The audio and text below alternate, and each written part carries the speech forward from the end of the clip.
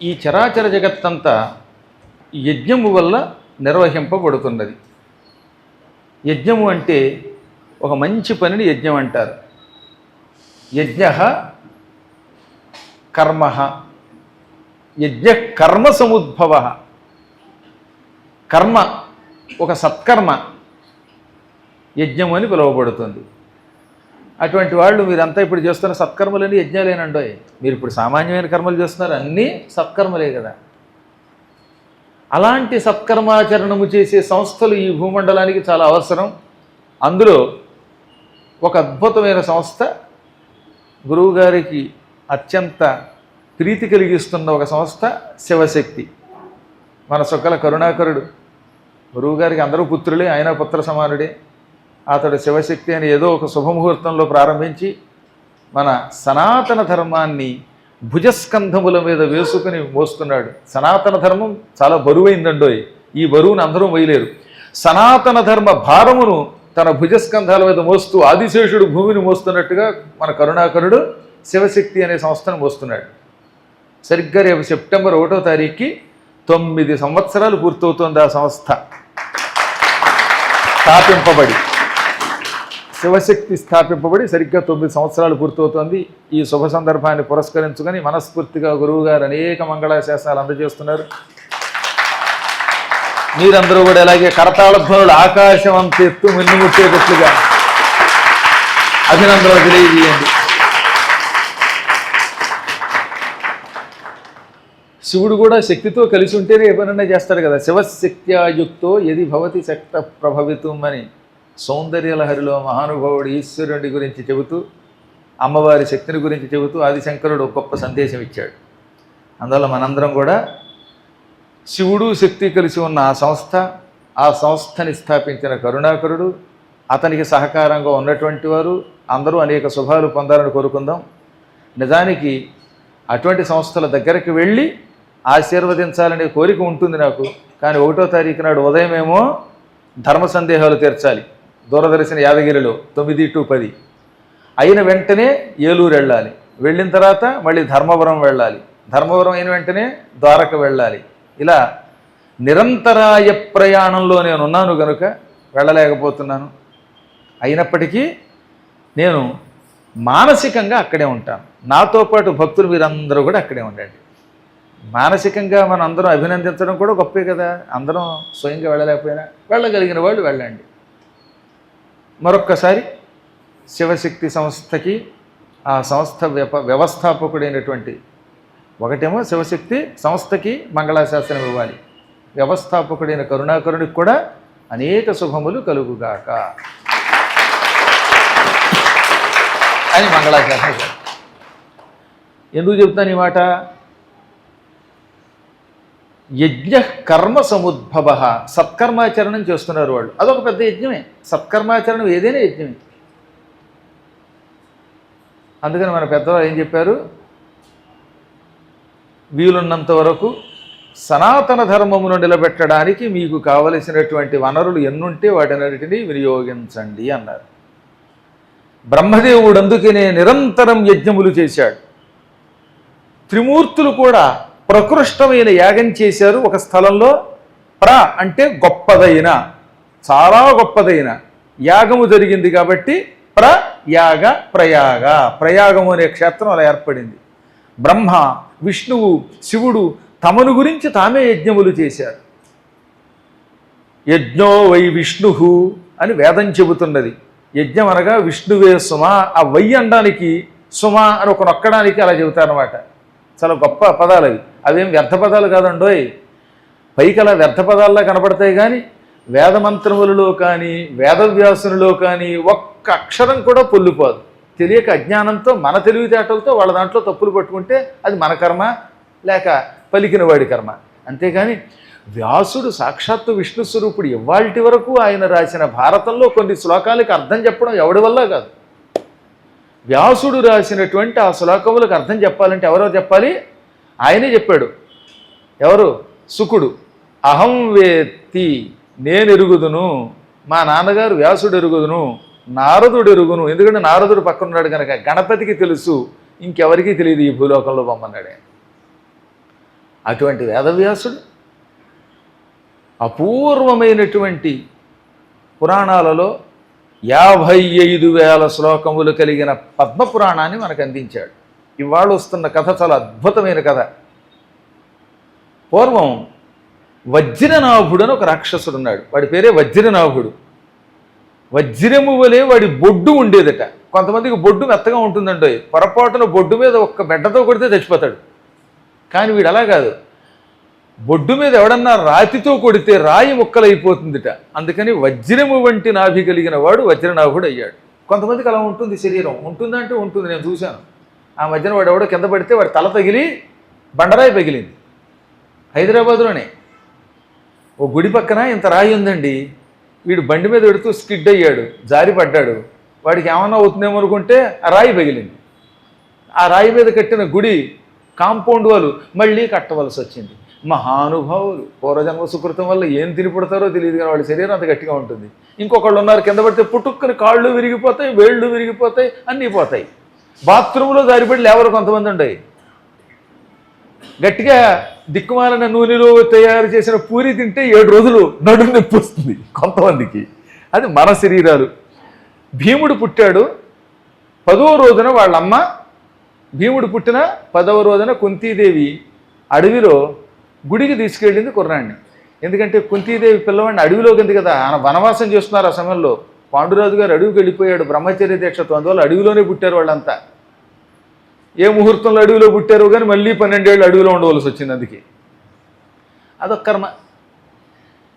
10వ రోజున ఆయన్ని ఎత్తుకుని గుడికి వెడుతోంది అడవిలో ఉన్నటువంటి ఒక అరణ్యమాత ఆలయానికి. ఎంతలో పెద్ద పులి గాండ్రు అంటూ మెదకు దూకింది. సరిగ్గా ఆ సమయంలో జపం చేసుకుంటున్నాడు పాండురాజు. ఈ పులి గాండ్రు మనగానే కంగారు పడి లేచి జపంలోంచి ధనుస్సు ఎక్కుపెట్టాడు. వీరుడు పాండుమహీపతి దారుణ బాణత్రయమున తద్వ్యాఘ్రంబున్ దారుణి తెల్లగ నడుమన భూరిబుధుడు కాచి తనదు పుత్రున్ పత్నిన్ అని నన్నయ్య గారి పద్యం మహాభారతంలో. వెంటనే పాండురాజు గారు ధనుస్సెక్కు పెట్టి 3 బాణములతో, తీవ్రమైన బాణములతో, తీక్షణములైన బాణములతో ఆ పులిని నరికి చంపేశాడు. పులి చచ్చింది. కానీ ఈ పులి మీదకి గాండ్రుమంటూ దూకుతూ ఉంటే కుంతికి భయం వేసింది. ఆ కంగారులో ఏం చేసింది, ఆవిడ స్పృహ కోల్పోయింది. చేతిలో ఉన్న పిల్లవాడు కింద లోయలో పడిపోయాట. కింద ఓ లోయ ఉంది.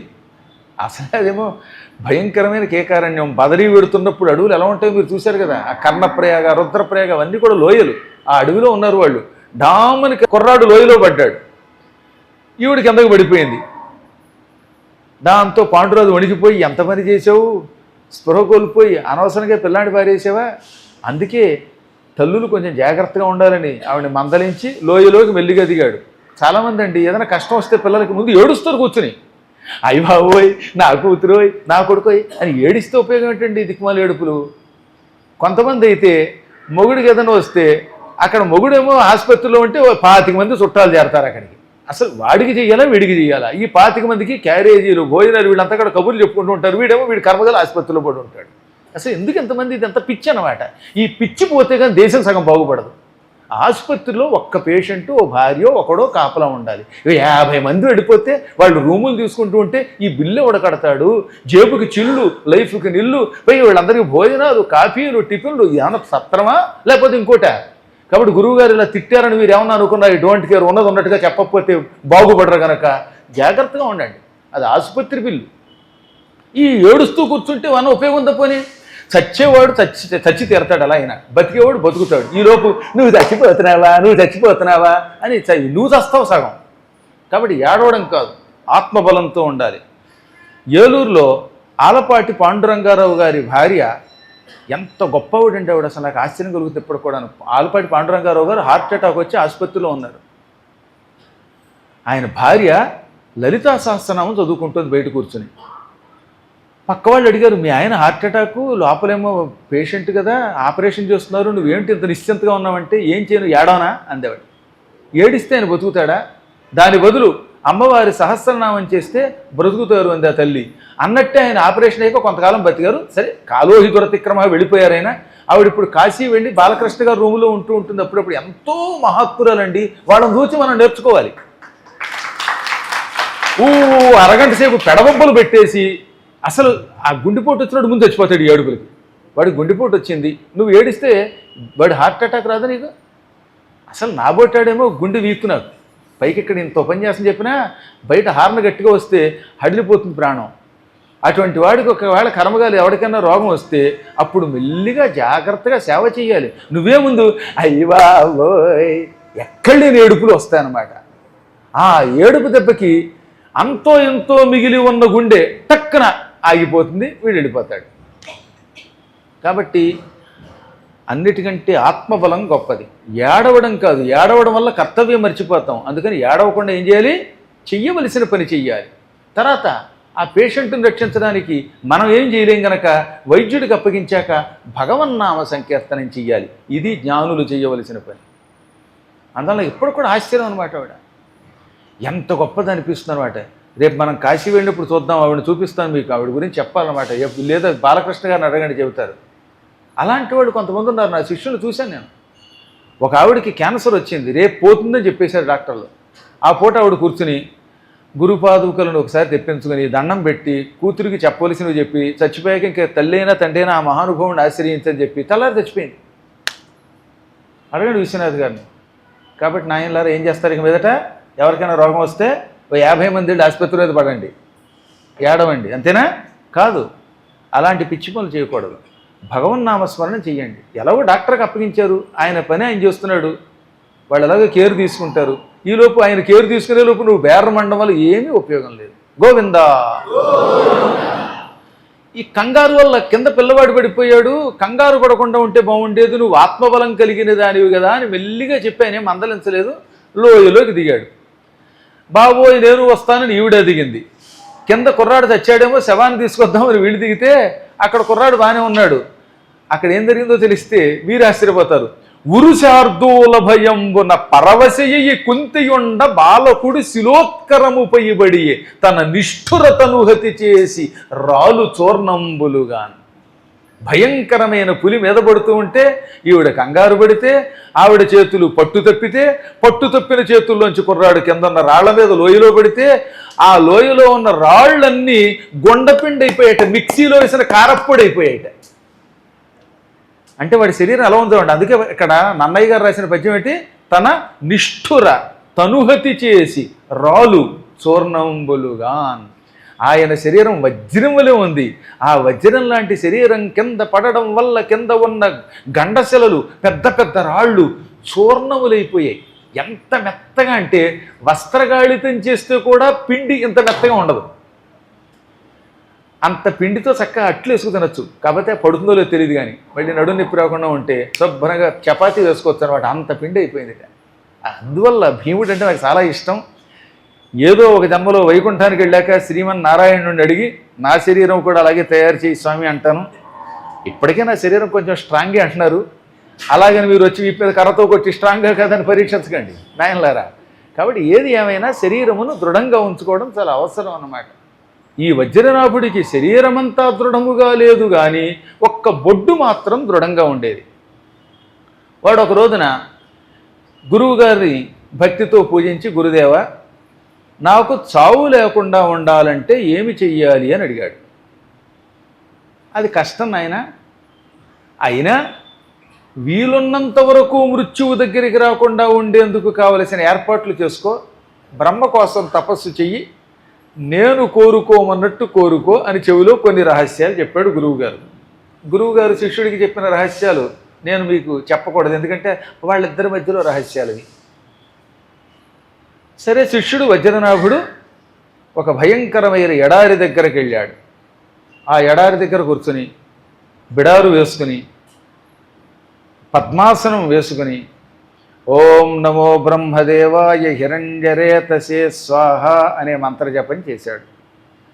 సువర్ణరేతస్కుడైన బ్రహ్మదేవుని గురించి నమస్కరిస్తున్నాను, నా సర్వం సమర్పిస్తున్నాను అని జపం చేయగా చేయగా వాడి శరీరం అంతా పుట్టలు పోసేసాయి. తెలియకుండానే వాడి శరీరం అంతా ఎండిపోయింది.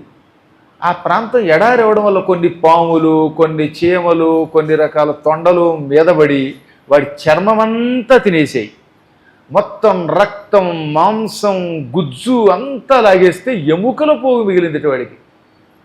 కేవలం అస్థిపంజరం మాత్రమే. అసలు ఇలాంటి శరీరంలో ప్రాణం ఉంటుందా? ఉండదు. కానీ ఉంది వాడికి. అందుకే వాడిని రాక్షసుడు అన్నారు. రాక్షసులు బండపీనుగులు, ప్రాణం పోయినా తపస్సు విడిచిపెట్టరు. ఆ శరీరంలో అందుకే ప్రాణం కూడా ఉందిట. ఈ మొండిపీనుగు ఇలాగే బాహుడై అంటే రెండు చేతులు ఇలా పైకెత్తి నెత్తి మీద పెట్టుకుని తపస్సు చేస్తూ ఉంటే ఆ తపస్సుకి మెచ్చుకున్నాడు బ్రహ్మదేవుడు. ప్రత్యక్షమయ్యాడు. ఏం కావాలో కోరుకో అని పలికి కమండలంలో ఉన్న నీళ్లు వాడి మీద చల్లాడు. ఈ కమండల జలం వాడి మీద పడడంతో వాడి ఎముకల పోగు మళ్ళీ అందంగా తయారైపోయింది. దృఢమైన శరీరం వచ్చింది. అప్పుడు వాడు కళ్ళు విప్పి వాగ్దేవి మనోనేత సవిశేషోత్సవ సంవిధాత నమత్సంత్రాత నతజన సంత్రాత వివిధ ప్రాణి లలాట లేఖన మహావిద్యానుసంధాత అయిన ధాతకి నమస్కారం చేశాడు. బ్రహ్మదేవుడు ఎటువంటి వాడు? నమత్సంత్రాత, నమస్కరింపబడిన రక్షింపబడిన వారు కలవాడు. అనగా ఎవరైనా దండం పెడితే రక్షిస్తాడని అర్థం. నమస్కరించినంత మాత్రం చేత రక్షించేవాడు, అనేకములైన శుభములను చేకూర్చేవాడు, నుదుటి వ్రాతలు రాస్తాడాయన. అందుకే వివిధ ప్రాణి లలాట లేఖన మహావిద్యానుసంధాత అన్నారు. ఈయన మగవాడు, ఆవిడ ఆడది. ఆయన ఏమవుతాడో తెలియదు. కొందరు ఆడవచ్చు, మగవచ్చు, మగ కావచ్చు, కొందరు జింకలు అవ్వచ్చు, కొందరు కొంకలు అవ్వచ్చు. ఇలా రకరకాల ప్రాణులు ఉన్నారుగా. ఈ ప్రాణులందరూ భూమి మీద పడగానే వాళ్ళ నుదుటి మీద రాతలు రాస్తాడు. ఆ నుదుటి రాత ఎంత గొప్పదో. ఆ నుదుట బ్రహ్మ రాసిన రాతని ఎవడూ తప్పించలేడు. అలాగే జరుగుతూ ఉంటుంది. అందుకే లలాట లిఖిత రేఖ పరిమార్ష్టం నశక్యతే అన్నారు. నుదుట రాయబడిన రాతని మార్చడం ఎవరి వల్ల కాదు. ఈ కాస్త నుదుట్లో రాశాడండి ఆయన మొత్తం మన జీవితం అంతాను. మనం పుట్టి చచ్చేదాకా ఇన్నేళ్ల పాటు ఏ మూల ఏం చేయాలో అదంతా ఈ కొంచెం పాల భాగంలో, నుదుటి భాగంలో రాశాడు ఆయన. అంతకంటే కంప్యూటర్ చిప్ ఇంకెక్కడ ఉంటుంది? చిన్న చిప్ ఇక్కడ పెట్టాడనమాట. ఈ చిప్పులోనే తప్పు ఒప్పు అని పెట్టాడు. బ్రహ్మ రాశాడు ఏమని? ఈ పూట మీరంతా ఇలా కింద కూర్చుని పురాణం వినండి అని. ఆ పక్క వాళ్ళని కుర్చీలో కూర్చుని వినమన్నాడు. ఈ వసంతుడిని కెమెరా పెట్టుకుని రికార్డు చెయ్యి అన్నాడు. అదిగో ఆయన్నేమో రెండు చేతుల మధ్యలో పెట్టుకోమన్నాడు. తాతగారిని మధ్య మధ్యలో జై శ్రీరామ్ అనమన్నాడు. అప్పుడప్పుడు గురు గురు భగవాన్ గురు భగవాన్ ఎందుకు వచ్చిందిరా అన్నట్టుగా పాడుతూ ఉండమన్నాడు. ఇలా ఒక్కొక్కరికి కాస్త ఆలస్యంగా రమ్మంటాడు, కొందరిని ముందు రమ్మంటాడు. మొత్తం మీద ఆయన రాసిన ప్రకారం జరుగుతుంది. ఇక్కడ ఆయన రాయకపోతే ఇక్కడ కూర్చోరు మీరు. ఆయన ఎవరికి ఏ మూల ఏం జరగాలో అలా రాస్తట. అలా వివిధ ప్రాణులకి నుదుటి వ్రాత వ్రాసే ఆ మహానుభావుడు తపస్సుకి తగిన వరాలిచ్చేవాడిని చూడగానే భక్తితో నమస్కరించి, ప్రభు, కోరిన కోరికలు తీర్చడంలో నిన్ను మించినవాడు లేడు, నాకు కూడా వరాలు ఇస్తావా అంటే, కోరుకోనైనా నీ తపస్సుకు మెచ్చాను, ఏం కావాలో కోరుకున్నాడు ఆయన. అయితే మృత్యువు లేని జీవితం కావాలి అంటే నాకు చావు ఉండరాదు అన్నాడు ఆయన. బ్రహ్మగారు అలాంటి వరాలు ఇవ్వడండోయ్. మనం ఎన్నాళ్ళు తపస్సు చేసినా, ఎన్ని యజ్ఞములు చేసినా, ఎన్ని దానములు చేసినా, ఎన్ని సత్క్రియలు చేసినా, ఎంత తల్లకిందులుగా వెళ్ళాడినా, కాళ్ళు పట్టుకున్నా మృత్యువు లేకుండా మాత్రం వరం ఇవ్వడు. చచ్చి తీరవలసిందే. ఎవడైనా పుట్టాడంటే చావవలసిందే. అందుకే ఆయన ఏమన్నాడు వెంటనే, మృత్యుర్జన్మవతాం వీర దేహేన సహజాయతే అద్యవాబ్దశతాంతేవా మృత్యుర్వై ప్రాణినా ధ్రువం. ఓ వీరుడా, పుట్టినవాడికి మరణం తప్పదు. ఆ మరణం అద్య ఈరోజు అవ్వచ్చు, అబ్ద సంవత్సరం తర్వాత అవ్వచ్చు, శతాంతేవా 100 ఏళ్ల తర్వాత అయినా మృత్యుర్వై ప్రాణినా ధ్రువం. మృత్యువు జీవికి తప్పదు, మరణం తప్పదు. ఆ మరణం కొందరికి ఇవాళ అవ్వచ్చు, కొందరికి ఏడాది తర్వాత అవ్వచ్చు, కొందరికి 100 ఏళ్ల తర్వాత అవ్వచ్చు. మొత్తం మీద పుట్టినవాడు చావక తప్పదు. ఇది కాకుండా ఇంకేదన్నా కోరుకో అంటే వాడికి గురువుగారు చేసిన ఉపదేశం ఒకటి ఉందిగా, ఆ ఉపదేశాన్ని గుర్తుకు తెచ్చుకున్నాడు. గురువుగారు టాప్ సీక్రెట్ ఒకటి చెప్పారు. శిష్యుడి గారి చెవిలో. అది ఇప్పుడు బయట పెట్టాడు. ఏమని? ప్రభు, నేను కేవలం తామర పువ్వు వల్ల మాత్రమే చావాలి, నేను తామరతో చావాలి అంటారు. తామరతో చస్తారులేండి, తామర వచ్చిందంటే గ్యారంటీగా ఇక చావక తప్పదు. కాబట్టి నాకు తామర వల్ల చావు రావాలి. కానీ ఆ తామర పువ్వు ఎటువంటిది అయి ఉండాలి? సరస్సుల్లో పుట్టేది అయి ఉండకూడదు, చెరువుల్లోనూ లేకపోతే బురదల్లోనూ పుట్టే తామర పువ్వు కాదట. ఎవరైనా ముని తనయంత తాను నేను పద్మముగా కావాలి అని కోరుకుంటే అతన్ని నువ్వు పద్మంగా మారిస్తే, అది కూడా నువ్వే అతన్ని పద్మంగా మారిస్తే ఆ పద్మముతో నేను చావాలి. ఎంత కష్టం అండి ఇది. మీలో ఎవరైనా తపస్సు చేస్తే జూబ్లీ హిల్స్ కావాలి, ఉప్పల్ కావాలి, నాగోలంతా నేనే కొనాలనుకుంటారు. కానీ తామర పువ్వుగా నన్ను మార్చు అని భగవంతుణ్ణి కోరుకునేవాడు ఎవడైనా ఉంటాడా? ఉండడు. కాబట్టి ఏ వ్యక్తి తామర పువ్వు అవడు. అక్కడికి ఒకటి. ఆ తామర పువ్వుని బ్రహ్మే తామర పువ్వుగా మార్చాలట పైగా. ఇక రెండవది. మూడవది ఏంటి? ఆ తామర పువ్వుని హఠాత్తుగా అనుకోకుండా నువ్వు కింద పారేయాలి. కావాలని వేయకూడదట. కావాలని కాకుండా హఠాత్తుగా నీ చేతిలోంచి అది జారిపడాలి. ఆ జారిపడిన తామర పువ్వు నా నెత్తి మీద పడితే అప్పుడు మాత్రమే నేను చావాలి. ఇది చచ్చే చావు అంటే. ఎన్ని కోరికలు చూడండి. ఎవడైనా ఒక వ్యక్తి తనను తాను పువ్వుగా మార్చమనాలట. అప్పుడు బ్రహ్మ ఆయన్ని తామర పువ్వుగా మార్చాలట. ఆ పువ్వుని బ్రహ్మ చేత్తో పట్టుకోవాలట. తనంత తాను హఠాత్తుగా విడిచిపెట్టాలట. కావాలని కాకుండా ఏదో పొరపాటున ఏదో కళ్ళదోడు పెట్టి జారిపోయినట్టుగా ఆయన చేతిలో పువ్వు జారాలట. ఆ జారిన పువ్వు వీడి నెత్తి మీద పడితే అప్పుడు వీడు మాడు పగలాలి, అప్పుడు వాడు చావాలి. అనగానే బ్రహ్మ తెల్లబోయి, ఇన్ని తెలివితేటలు నీకుండవు, ఇదంతా మీ గురువు గారు శుక్రాచార్యులు వారి బోధ నాకు అర్థమైపోయింది, అందుకే గురువుని పట్టుకోవాలి అన్నాడు ఆయన. ఆయనకి తెలియదేమిటి ఈ రాక్షసుల తెలివితేటలు. సరే ఇచ్చాను ఆ వరం, ఎందుకంటే మెచ్చాను నీ తపస్సుకి, చెచ్చర వరాలు ఇచ్చాను అనగానే ఇంకా నాకు సావు లేదనుకున్నాడు వాడు. ఎందుకంటే ఇలాంటివి జరగవు గనక. గురువు గారి దగ్గరకు వచ్చి, గురుదేవ మీరు కోరుకోమన్నట్టే బ్రహ్మని కోరుకున్నాను, బ్రహ్మ నాకు వరం ఇచ్చాడు, ఇక చావు లేదు అన్నట్ట. లేదురా బాబు, బ్రహ్మని నమ్మడానికి లేదు. ఎన్ని వరాలు ఇచ్చినా ఎక్కడో ఒక లూఫోలు అట్టే పెట్టుకుంటాడు ఆయన. పరమాత్ముడు అంటే అదే అన్నట్టు శుక్రుడు జాగ్రత్తగా ఉండని హెచ్చరించాడండి. ఒకటి గుర్తుపెట్టుకోవాలి, బ్రహ్మగారి చేత సృష్టింపబడిన మనకే ఇన్ని తెలివితేటలు ఉంటే మనల్ని సృష్టించిన బ్రహ్మగారికి ఎన్ని తెలివితేటలు ఉంటాయి? మనల్ని ఎన్ని వరాలు ఇచ్చినా తేడా వస్తే చంపడానికి ఎక్కడో ఓ చోట ఒక మెలిపెడతాడు ఆయన. అత్యంత ప్రాచీన కాలంలో ఓ మంచి మల్లుడు ఉండేవాడు. అతనితో మల్ల యుద్ధం ఎవడన్నా చేశాడా పచ్చడై చచ్చిపోక తప్పదు. అతన్ని ఎవరూ జయించలేకపోయారు. క్రమంగా 50 ఏళ్ళు దాటాయి ఆయనకి. ఆయన 20వ ఏట నుంచి 50 ఏళ్ళు దాటే వరకు 30 ఏళ్ల కాలంలో ఎంతోమందిని ఓడించాడు. ఏ ఒక్క వ్యక్తి అతన్ని యుద్ధంలో ఓడించలేకపోయాట. దాంతో అతడు విశ్వవిజేతగా నిలిచాడు. ఇలా ఉండగా ఒక రోజున ఒక కుర్రాడు వచ్చాడు. వాడికి 18 ఏళ్ళు ఉంటాయి. గురుదేవ, మీరు నాకు తండ్రి, తల్లి, దైవం, మీ కాళ్ళు పట్టుకుంటున్నాను అని సేవ చేశాడు. ఆ మల్లుడు కూడా నాలాగా కొంచెం అమాయకుడు, ఎవడన్నా దండం పెడితే లొంగిపోతాడు. ఏం కావాలరా నీకంటే, ఇక మీకు సేవ చేయడం తప్ప నాకేం కావాలండి అని 2 రోజులు సేవ చేశాక మీ దగ్గర మల్ల విద్య నేర్చుకుంటానండి అన్నట్ట.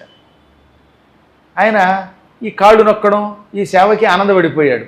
సరేనని మల్ల విద్య నేర్పాడు. 5 సంవత్సరముల పాటు ఆ కుర్రాడు ఈయన దగ్గర విద్యలు నేర్చుకున్నాడు. గురువుగారు ఒకరోజు అన్నాడు, ఒరే ఇక నీకు నేర్పేది ఏమీ లేదు, నా సమస్త విద్యలు నీకు నేర్పాను, మల్ల యుద్ధంలో నాకున్న పట్లన్నీ నేర్పేశాను నీకు అన్నట్ట. అయితే గురువుగారు ఇక నేను నేర్చుకునేది ఏం లేదంటే, లేదురా నువ్వు 18వ ఏట వచ్చావు, 23 ఏళ్ళు వచ్చావు, ఈ 5 ఏళ్లలో అద్భుతంగా నేర్చుకున్నావురా అన్నట్ట. అయితే నాకు తిరుగులేదా గురుదేవ అంటే, నీకు ఇంక తిరిగి ఎక్కడుంది? కుర్రాడివి, దృఢ శరీరం కలిగిన వాడివి, సహజంగా నీ దగ్గర కొన్ని శక్తులు ఉన్నాయి, అది కాక నా దగ్గర పట్లు నేర్చుకున్నావు. ఇప్పుడు నువ్వు తలుచుకుంటే ప్రపంచంలో ఎవరినైనా పడగొడతావు అన్నట్ట. అయితే నిన్ను కూడా పడగొట్టగలనా గురువు అన్నాడు. ఇదివరకు గురుదేవ అన్నాడు, ఇప్పుడు గురువు అన్నాడు. ఏం గురువు నిన్ను కూడా పడగొట్టగలనా అంటే, అందులో సందేహం ఏముందిరే అన్నట్ట. నాకు కావలసింది అదే, రేపు నీతో మల్ల యుద్ధం చేస్తాను, నిన్ను పడగొడతాను అన్నట్ట. ఈయన తెల్లబోయాడు. ఒరే నాయన నీకు పుణ్యం ఉంటుంది, ఈ వయసులో నాకు అవమానం తెచ్చిపెట్టకరా, ఎందుకంటే నేను 55 ఏళ్ళు దాటిన వాడిని, నువ్వు కుర్రాడివి, పైగా నువ్వు వజ్రకాయుడివి, నేను ఈ 55 ఏటి ఈ మధ్యనే ఓ దిక్కుమాల పూరి తిని కొంచెం నడుము నొప్పి కూడా తెచ్చుకున్నా పైగా. అంచేది ఈ పరిస్థితుల్లో నీతో మల్ల యుద్ధం చేస్తే చాలా ఇబ్బంది అనగా కుదరదు. అసలు నేను నీ దగ్గరకు వచ్చిందే నిన్ను సర్వనాశనం చేయడానికి.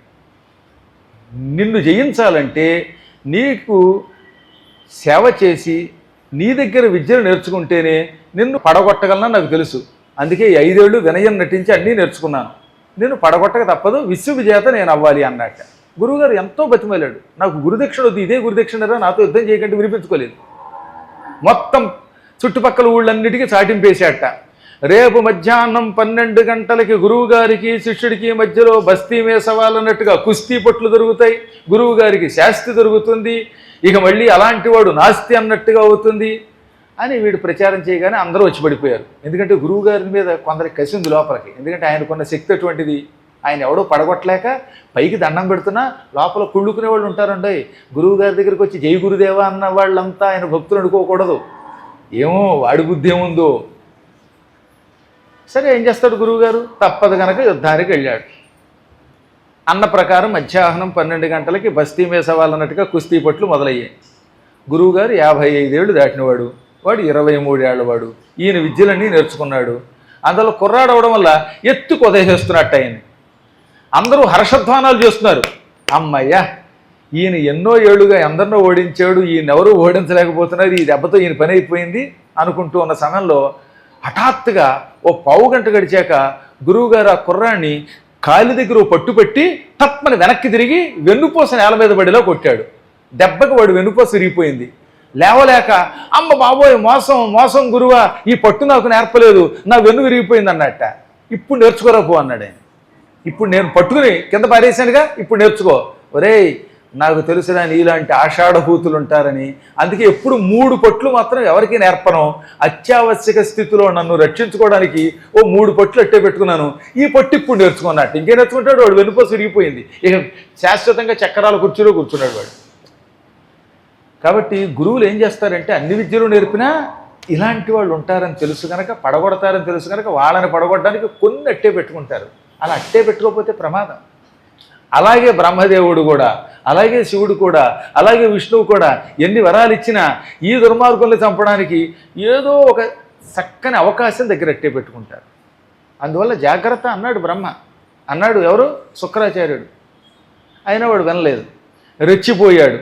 ఇక నాకు చావు లేదు, ఈ ప్రపంచంలో ఎవడు పువ్వు అవ్వడు, అయినా అది బ్రహ్మ దగ్గరికి వెళ్ళదు, బ్రహ్మ హఠాత్తుగా జార విడవడు, నేను చావను అనుకుంటూ ముందు దేవతల మీదకి దండయాత్రకు వెళ్ళాడు. సుర సిద్ధ సాధ్య నర కిన్నర పన్నగ యక్షచారణాసుర విద్యాధర గంధర్వాది జాతులందరి మీద యుద్ధం ప్రకటించాడు. చితక్కొట్టి పారేశాడు. ప్రపంచాన్ని అల్లకల్లోలపరిచాడు. దెబ్బకి ప్రజలు వణికిపోయారు. ఈ క్రూరుడు ఎప్పుడు ఎవరి మీద దాడి చేస్తాడో తెలియదు, ఎప్పుడు ఎవరికి ప్రమాదం వస్తుందో తెలియదు. అందుకని అరిచేతిలో పెట్టుకున్నారట ప్రాణాలంతా కూడా.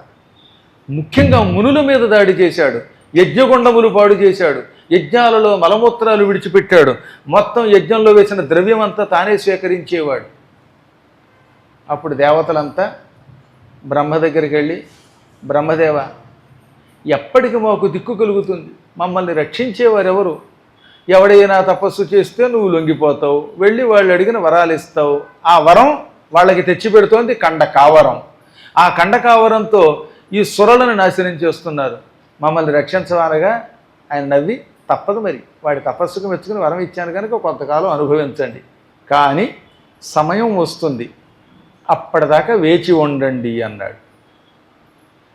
సరిగ్గా అలా అంటున్న సమయంలో పుష్కరుడు అని ఒక ముని ఉన్నాడు. ఆయన మహానుభావుడు. ఆ పుష్కరుడు అనే మునికి తపస్సు చేసి గొప్ప కీర్తి పొందాలి అని కోరిక కలిగింది. వెంటనే ఆయన బ్రహ్మ కోసం తపస్సు మొదలెట్టాడు. 12 సంవత్సరములు తపస్సు చేశాడు. కేవలం 12 శాబ్దములు మాత్రమే, 12 ఏళ్ళు. ఆ మహాతపస్సుకు మెచ్చుకున్నాడు బ్రహ్మ. ఆ పుష్కరుడి నాలుక మీద సరస్వతి ప్రవేశించింది. సరస్వతి నాలుక మీద ప్రవేశిస్తే ఆవిడ ఎలా చెబితే అలా వింటాం. అందుకని సరస్వతిని ఎప్పుడు ఏం చేయాలి, నాలుక మీద ఉండేలా చూసుకోవాలి. ఉండాలంటే ఏం చేయాలి, ఓం ఐం హ్రీం క్లీం సరస్వత్యై నమః. ఈ మంత్రం దేవీ భాగవతంలో 9వ స్కంధంలో వరాహావతారంలో ఉన్న విష్ణు భూదేవికి ఇచ్చిన మంత్రం. చాలా గొప్ప మంత్రం. ఈ సాక్షాత్తు వరాహస్వామి గారి దేవి భాగవతంలో ఎందులో ఉంటుంది? 9వ స్కంధం. ఇదే మంత్రం మళ్ళీ బ్రహ్మవైవర్త పురాణంలో గోలోక ఖండంలో ఉంటుంది. గోలోక ఖండంలో కథ, ఈ దేవీ భాగవతంలో 9వ స్కంధంలో కథ పూర్తిగా ఒక్క శ్లోకం మార్పు లేకుండా అదేనండి. యాజ్ ఇట్ ఈజ్గా విడిపెట్టేశాడు వ్యాసుడు. కొన్ని అలా ఉంటాయి. మీరు చూడండి, ఎక్కడ తిక్కన గారి పద్యాలు 2 చోట్ల అదే పద్యం రవ్వంత మార్చడం. అలాంటి పద్యాలు కొన్ని ఉన్నాయి. ఉదాహరణకి దుర్వారోద్యమ, ఆ పద్యం 2 సార్లు కనపడుతుంది. అలాగే భారతం తిక్కన గారు రాసినటువంటి ద్రోణపర్వంలో కూడా ఒకే పద్యం 2-3 చోట్ల కనపడుతుంది. ధరణీ చక్రము దిర్దిరందిరిగి అనే పద్యం ఒకటి, గురువు గారు కిందకు దూకుతున్నప్పుడు వెళ్ళేటటువంటి పద్యం ఒకటి. ఇవన్నీ ఎందుకో తెలియదు. కానీ ఇప్పుడు సరస్వతి ఈ పుష్కరుడి నాలుక మీద చేరింది. పుష్కరుడు బ్రహ్మకి నమస్కరించి, ప్రభు, ప్రపంచంలో ఎక్కడా ఎప్పుడూ ఎవరూ పొందని విచిత్రమైన కీర్తి నేను పొందాలనుకుంటున్నాను. ఆ కీర్తి ఏమిటి? నన్ను ఒక పుష్కంగా మార్చు. పుష్కరము అంటే తామర పువ్వు. నా పేరు పుష్కరుడు, నన్ను పుష్కర పుష్పంగా మార్చు. నా పేరు మీదుగా ఒక అడవి తయారవ్వాలి. ఆ అడవిలో మహానుభావులైన ఋషులు తపస్సులు చెయ్యాలి, యజ్ఞములు చెయ్యాలి. కౌండిన్యాత్రి మరీచి దక్ష కపిల అగస్త్యాదాక్షపాదాంగిరస్యాండిల్య క్రతు కణ్వకుత్సభృగు విశ్వామిత్ర మైత్రేయ మార్కండేయ ఆసురి వామదేవ కపి దుర్వాసోబక వ్యాఘ్రపాన్ మాండవ్యాది మహామునులు నా అరణ్యంలో తపస్సు చేసుకోవాలి. ఆ రోజుల్లో వాళ్ళంతా బాగా ప్రసిద్ధికెక్కిన వాళ్ళండి. అటువంటి ఋషులు ఈయన పేరు మీద ఏర్పడిన అడవిలో తపస్సు చేయాలని ఆయన కోరిక. వాళ్ళు ఎవరెవరు? కౌండిన్యుడు, అత్రి, మరీచి, దక్షుడు, అగస్త్యుడు, కపిలుడు, అంగిరుడు, శాండిల్యుడు, క్రతువు, కణ్వుడు, కుత్సుడు, భృగువు, విశ్వామిత్రుడు, మైత్రేయుడు, మార్కండేయుడు, ఆసురి, వామదేవుడు, కపి, దుర్వాసుడు, బకుడు, వ్యాఘ్రపాదుడు, మాండవ్యుడు. ఇటువంటి ఋషులంతా నా దగ్గర తపస్సు చేయాలి. అక్కడ నీకొక గుడి ఉండాలి. ఆ గుడి దగ్గర సరస్వతి, సావిత్రి, గాయత్రి అనే 3 శక్తులు ఉండాలి. ఆ ప్రాంతంలో ఒక అద్భుతమైనటువంటి కొలను ఉండాలి. నా పేరు ప్రతి సంవత్సరం ప్రజలు ఉచ్చరించాలి. నన్ను స్మరించి నాలో ప్రవేశించి ప్రజలు పాపాలు పోగొట్టుకోవాలి. ఈ వరం ప్రసాదించు అనగా దొరికెవరు అనుకున్నాడు ఈయన. తామర పువ్వుగా మార్చమని ఆయనే అన్నాడుగా. ఆ అండానికి గల కారణం మళ్ళీ ఎవరని చెప్పాం? సరస్వతి. ఆవిడ నాలుక మీద చేరితేనే అలా పలుకుతాం. అలాగే నీకు కోరిన వరాలు ఇస్తున్నాను అని ఆ క్షణమే ఆ పుష్కరుడనే మునిని ఒక పుష్కర పుష్పంగా మార్చాడు. చెప్పాక పుష్కరము అన్నా పద్మము అన్నా ఇవన్నీ తామర పువ్వు యొక్క పర్యాయ పదాలు. పైగా పుష్కరము అంటే ఎర్ర తామర పువ్వు, పుండరీకం అంటే తెల్ల తామర. తామరలో 2 ఉంటాయి. పుండరీకం అంటే తెల్ల తామరను, పుష్కరము, పద్మము, ఎర్ర తామర అన్నమాట. అలాంటి తామర పువ్వుగా మార్చి చేత్తో పట్టుకుని బ్రహ్మలోకానికి వెళ్ళిపోయాడు. ఇప్పుడు ఈయన కోరిక తీరాలి, రాక్షసుణ్ణి చంపాలి. ఈలోపు దేవతలు అన్నారు, ప్రభు, ప్రస్తుతం ఈ పాపాత్ముడి నుంచి మమ్మల్ని మేము రక్షించుకోవాలంటే నువ్వే ఒక యజ్ఞం తలపెట్టకూడదా అన్నారట. నువ్వు యజ్ఞం చేస్తే అక్కడికి రాడు వాడు, మేము యజ్ఞం చేస్తే యజ్ఞం పాడు చేస్తాడు. ఎవడు? ఆ వజ్రనాభుడు. అదే బ్రహ్మ, విష్ణువు, శివుడు ఇటువంటి వాళ్ళు యజ్ఞం చేస్తే ఆ యజ్ఞం జోలికి రావడానికి ఆ రాక్షసుడికి ధైర్యం ఉండదు. యజ్ఞం చేయకూడదా అంటే అలాగే చేస్తాను, కానీ యజ్ఞానికి ఒక పవిత్ర స్థలం కావాలి నాకు అన్నాడు ఆయన. మంచి స్థలం కావాలట. అనగానే సరే అలాగే ఆ స్థలం కూడా మేము వెతకమంటే మీరెందుకు, నాకు కావలసిన స్థలం నేనే వెతుక్కుంటాను అన్నాడు ఆయన. ఎక్కడ పెట్టాలో నేనే పెడతాను. హితార్థం సురమర్త్యానాం లోకానాం ప్రభవాయచ. దేవతలకి మానవులకి శుభం చేకూర్చడానికి, లోకాలని సృష్టించడానికి, బ్రహ్మాది దేవతలకు ఆనందం కలిగించడానికి, సమస్త లోకాలు ఆనందం పొందడానికి ఒక అద్భుతమైనటువంటి స్థలం నేను ఏర్పాటు చేస్తాను. సరే అన్నారు వాళ్ళు. ఇప్పుడు ఆయన చేతిలో తామర పువ్వు పుచ్చుకున్నాడు. ఈ తామర పువ్వు పుచ్చుకుని, ఈ తామర పువ్వు నాకు ఒక మంచి మార్గం చూపిస్తే బాగుండు, యజ్ఞానికి కావలసిన స్థలం ఇస్తే బాగుండు అని మనస్సులో ఓం నమో భగవతే వాసుదేవాయ అనుకుంటూ బయలుదేరాట. నేను పాపం కొంచెం ధర్మ సూక్ష్మం ఉందని చెప్పాను ఇక్కడ ముందే. ఒకటి చేతిలో పువ్వుగా ఉన్నాయని ఋషి, ఆయన తన పేరు మీదుగా ఒక అడవి ఏర్పడాలి, తనకి కీర్తి కావాలని కోరాడు. ఇలాంటి పువ్వు వల్లే చావాలని ఎవరు కోరుకున్నారు? వజ్రనాభుడు కోరుకున్నాడు. కాబట్టి ఇవన్నీ దృష్టిలో పెట్టుకుని ఆయన పరధ్యానంలో గడిపోయాట. తనను తాను మర్చిపోయాడు. నిజానికి బ్రహ్మగారికి బుర్ర చెదరదండోయి, మనకంటే బుర్ర చెదిరిపోతుంది. కానీ కొంతమంది పద్యం చదువుతూనే ఉంటారు, బుర్ర ఎక్కడికి వెళ్ళిపోతుంది. అందుకని గుయ్యాయి అనుకుంటూ ఉంటారు మధ్య మధ్యలో. వాడు చదువుతూనే ఉంటాడు, పద్యం మర్చిపోతాడు అనమాట. మందార మకరంద మళ్ళీ అలాగే రోజు చదివే పద్యం ఇది మాయిదారి పద్యం, ఆ పద్యం మర్చిపోతారు ఏంటండి అంటే ఏమిటి? ఈ బుర్ర ఎక్కడికో వెళ్ళిపోయిందనమాట. అందుకని ఎక్కడికో వెళ్ళిపోయిందన్నదాన్ని కూడా మన వాళ్ళు ఎంత అందంగా మర్చారు. పరధ్యానము అంటే పరాత్పరుడైన పరమాత్ముని మీద ధ్యానం అంటది. నాకు ఇప్పటికి కూడా మన పెద్దల గొప్పతనం తలుచుకుంటే ఆనందం కలుగుతుంది. మన వాళ్ళు అపశబ్దం పలకకుండా మంచి శబ్దాలు పలిగారు. పూర్వం ఎక్కడైనా కంపు వచ్చిందనుకోండి వంటింట్లోంచి, అది కంపు అనేవారు కాదు, ఏమిటి లోపల నుంచి సువాసన వస్తుంది అనేవారు. అలా పలకాలి. బియ్యం అయిపోతే బియ్యం నిండుకున్నాయి అనేవారు, అంతేగాని బియ్యం లేవు అనేవారు కాదు. అలాగే ఎవరి మీద కోపం వచ్చి తిట్టాలంటే నీ ఇల్లు బంగారం కాను, ఎంత మంచి తిట్టది. వాడి ఇల్లు బంగారం అయితే మనకి లాభమే. ఇంకా కోపం వస్తే ఒక ఆవిడ మా చిన్నప్పుడు ఓరి నీ పెళ్ళాం మొగుడు అనేది. అబ్బా, ఎంతకంటే గొప్ప తిట్టి ఎక్కడ తిడతారండి ఎవరైనా? ఎవడు పెళ్ళడానికి వాడు మొగుడు కాక ఎవడవుతాడు కనుక. అందుకని ఓరి నీ పెళ్ళాం మొగుడా. లేదా నీ కూడు కుక్కలు తినవు అంటే ఇంట్లో అంత తిండి ఎక్కువైపోయేదిట, కుక్కలకు కూడా ఒకటైపోయింది, అంత తిండి ఉండేలాగా దీవించేవారు అన్నమాట. అలా మంచి తిట్లు తిట్టాలి తప్ప నీ మొహం తగలయ్యా, నీ శ్రాద్ధం పెట్ట, ఇవేం తిట్లాడు వీళ్ళ మొహం తగలయ్యా అని నేను అలా వ్యాసుడు అన్నాడు. ఆ కవాడి గోడ దగ్గర మా చిన్నప్పుడు నీళ్లు పట్టుకోవడానికి నల్లాలు వచ్చినప్పుడు ఆ నల్లా నీళ్లు పట్టుకోవడానికి వచ్చిన జనాలు ఒకళ్ళొకరు తిట్టుకున్నారు, నీ జిమ్మడిపోను ఇలా, ఇంకా అంతకంటే తిట్టుకోవడం. అప్పుడు ఈ జిమ్మడిపోను అంటే ఏమిటా అని ఆలోచిస్తే జఫ్వా అంటే నాలుక, అది జమ్మ అవుతుంది, ప్రకృతి వికృతి. జఫ్వా జమ్మ, యమున జమున ఇలా మారిపోతాయి కదా. నీ జిమ్మ పడిపోను అంటే నీ నాలుక, నీ నోరు పడిపోను, నువ్వు మోగైపోను అని తిట్టనమాట. ఏం తిట్టు చూడండి. ఆఖరికి అక్కడ సిగపట్లు పట్టుకునేవాడు కూడా అలాంటి అందమైన తిట్లు తిట్టేవారనమాట. కానీ సాధ్యమైనంతవరకు ఏం చెబుతారనమాట, నీ ఇల్లు బంగారం కాను, నీ ఇంట్లో రోజు శుభకార్యాలు జరుగ్గాక, నీకు 7 అంతస్తుల బిల్డింగ్ వచ్చుగాక. ఇలా తిడితే ఎన్ని లాభాలు? మనకే వస్తాయట, ఇతరులకు ఏవి కోరుకుంటే మనకు వస్తాయి. ఇవాళ మనం పొందుతున్న రోగాలన్నీ మన రోగాలు కావవి. పూర్వజన్మ కృతం పాపం వ్యాధి రూపేణ బాధతే. పూర్వజన్మలో మనం చేసిన పాపము ఇవాళ వ్యాధి రూపంలో పీడిస్తోంది. కాబట్టి నీ మోకాళ్ళ నొప్పులు, కాళ్ళ నొప్పులు, నడుం నొప్పులు, కళ్ళ నొప్పులు, కీళ్ల నొప్పులు, ఒళ్ళు నొప్పులు, కుళ్ళు నొప్పులు, ఇవన్నీ ఏంటో ఉన్నది. కుష్ఠరోగం, క్షయరోగం, ఇవన్నీ కూడా మనం చేసిన పాపములు ఈ రూపంలో శాపమై వచ్చి పట్టుకుంటాయి. ఈ శ్లోకం కేవలం వ్యాసుడిది కాదు, పరాశరుడు రాసిన శ్లోకం, పరాశర సంహితలో. అది పూర్వజన్మ కృతం పాపం వ్యాధి రూపేణ బాధతే తచ్చాంతిరౌషధై దానై హోమై జపై యజ్ఞైస్తథా.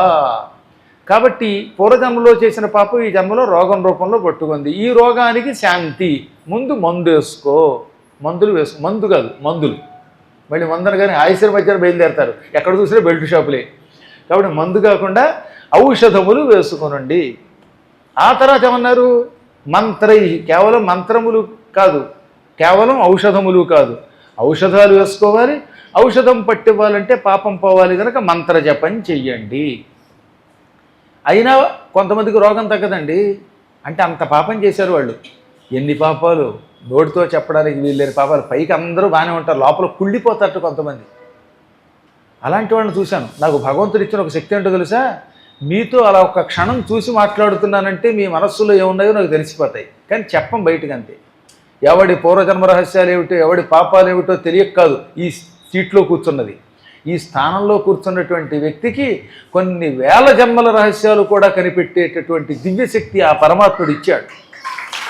కానీ చెప్పం. ఎందుకని? ప్రేమగానే ఎందుకు చూస్తామంటే చెబితే ప్రమాదం కనుక. అది చాలా ప్రమాదం అండి.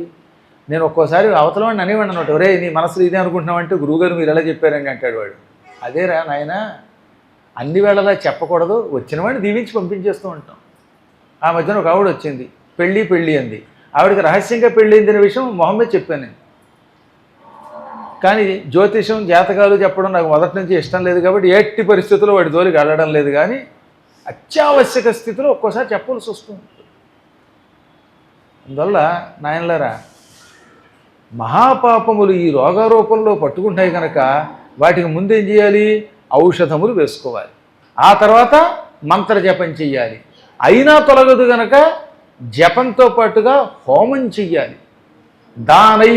దానములు చెయ్యాలి, ప్రదక్షిణలు చెయ్యాలి. ఇన్ని చేస్తే ఈ పాపములన్నీ పోతాయి. తెలుసో తెలియకో ఇతరులకు కీడు తలపెట్టినా, చెయ్యరాని పాపములు చేసినా, నోటితో పక్కవాడి మీద నేరాలు చెప్పినా, లోపల కుళ్ళిపోతున్నా, కుమిలిపోతున్నా, ఈ దరిద్రపు పాపాలకి ప్రాయశ్చిత్తం ఔషధము, మంత్రజపము, దానము, యజ్ఞము, ప్రదక్షిణలు. ఇదే శ్లోకం 5 పురాణములలో రాశాడు వ్యాసుడంటే మనం ఏం చేయాలో అర్థం చేసుకోండి. అందువల్ల అప్పుడప్పుడు ఎందుకో తెలియదు కానీ మన మనస్సు పక్కకు వెళ్ళిపోతూ ఉంటుందే, దాన్ని ఏమన్నారు? పరధ్యానము అన్నారు. అంటే మైండ్ డైవర్ట్ అయింది అంటల్లా, పరమాత్మ మీదకి వెళ్ళింది అన్నారు. ఈయన కూడా అలా పరధ్యానంలోకి వెళ్ళాడు. ఆ సమయంలో ఆయన చేతిలో ఉన్న పువ్వు డామ్మని కిందకి జారిపోయింది అనుకోకుండా. అలా జారిందో లేదో ఒక పెద్ద విస్ఫోటనం కలిగింది.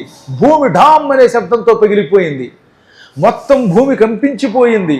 ఆకాశంలో ఉల్కలు రాలిపడ్డాయి, గ్రహాల గతులు తప్పాయి, నక్షత్రములు కూడా కదిలిపోయాయి. సంక్షోభించి అవ్వేధయున్, బ్రహ్మ కూడా సంక్షోభించాడు. ఆయన కూడా ఒక క్షణం ఆ శబ్దానికి వణికిపోయి మళ్ళీ స్పృహలోకి వచ్చాడు. ఇంతలో దేవతలు కంగారు పడ్డారు. ఏం జరిగిందో ఎవరికి ఏం తెలియదు కదా. అందుకని దేవతలంతా వచ్చి, బ్రహ్మదేవ ఏమిటి శబ్దం, మేము వణికిపోయాం, మాలో కొందరు హార్ట్ పేషెంట్లు అయ్యారు అనగానే ఆయన చిరునవ్వు నవ్వి, నాయనలారా, వజ్రనాభుణ్ణి చంపమని మీరు అడిగారు కదా, వాడు పాతాళానికి వెళ్ళి భూమి మీదకు వస్తున్నాడు. భూమి మీద నేను యజ్ఞం చేయబోతున్నానని, నేను యజ్ఞానికి సంకల్పించగానే ఆ యజ్ఞగుండం పాడు చేయాలని పాతాళాన్ని చీల్చుకొని ఎడారి గుండా బయటకు వస్తున్నాడు. సరిగ్గా ఆ సమయానికి నా మనస్సేమో భగవంతుని మీదకి వెళ్ళిపోయింది, విష్ణువు మీదకి. అప్పుడు నా చేతిలో ఉన్న పుష్కర పుష్పం కిందకి జారింది. జారడం వాడి మాడు మీద పడింది. ఆ మాడు కాస్త దెబ్బకి మాడిపోయింది, పేలిపోయింది, పట్మనే శబ్దంతో పగిలిపోయింది. వాడు ఏమని కోరాడు? ఎవరైనా ఒక వ్యక్తి తనంత తాను పద్మంగా మారాలి అని కోరాలి. వాడిని నువ్వు పద్మంగా మార్చాలి, ఆ పద్మాన్ని చేత్తో ధరించాలి, అనుకోకుండా ఆ పద్మం నీ చేతిలోంచి జారాలి, అది జారి నా నెత్తి మీద పడాలి, పడితే నాకు మిత్తి రావాలి, నా తల పగలాలి అని కోరాడు. అవన్నీ జరిగాయి.